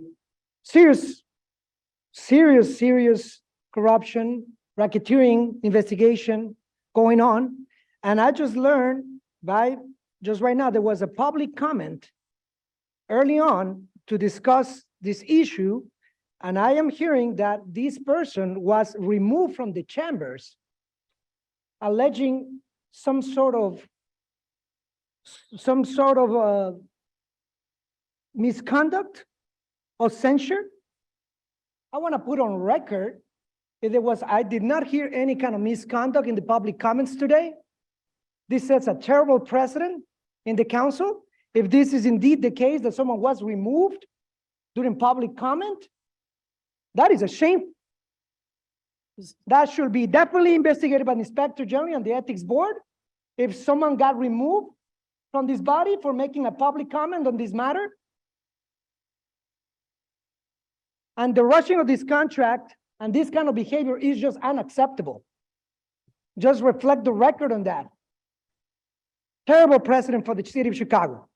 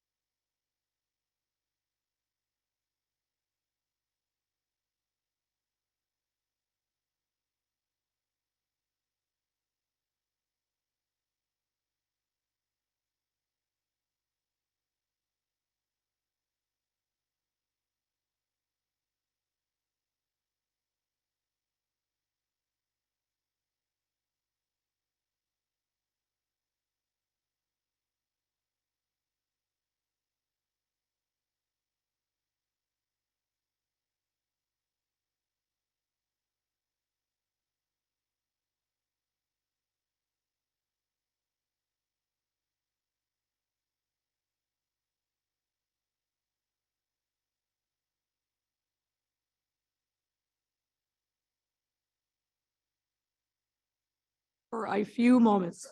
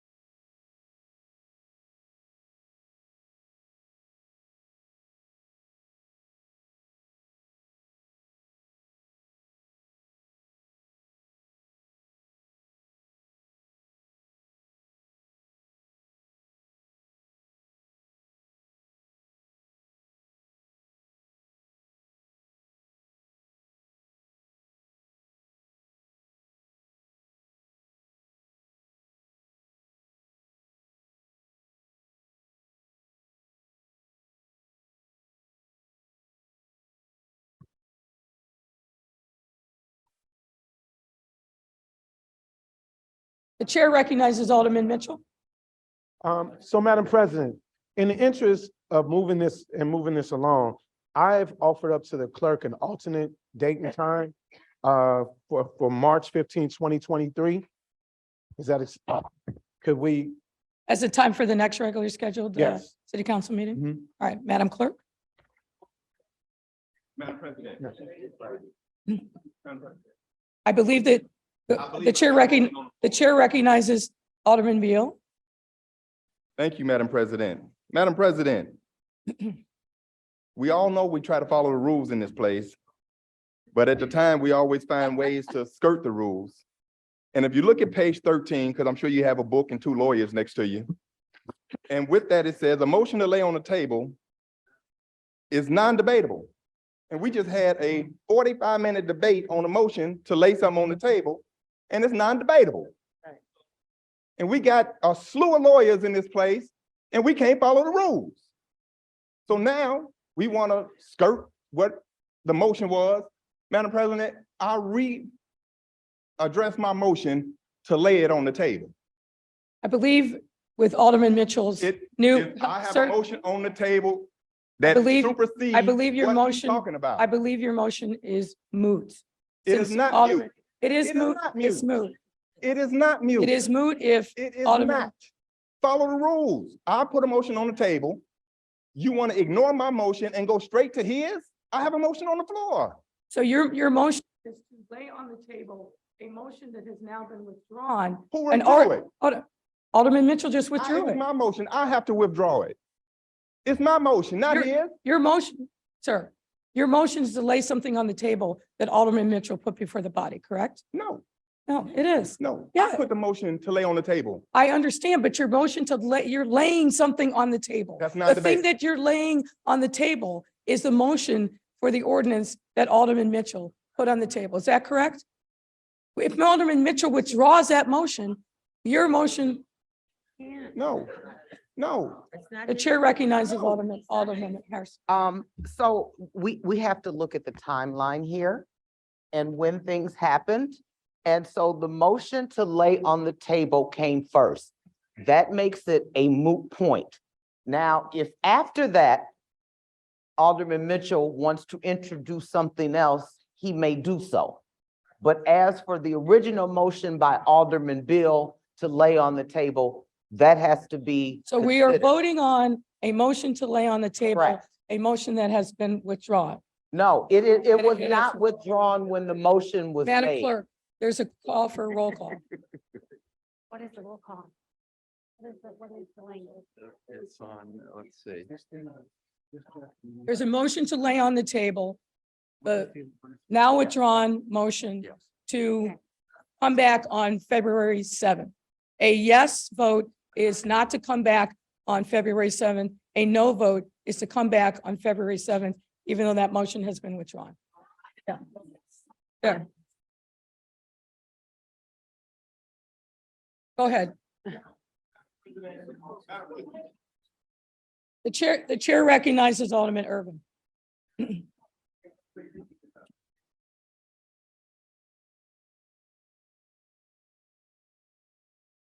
There, I think we know what we're voting on, to lay on the table. We're gonna.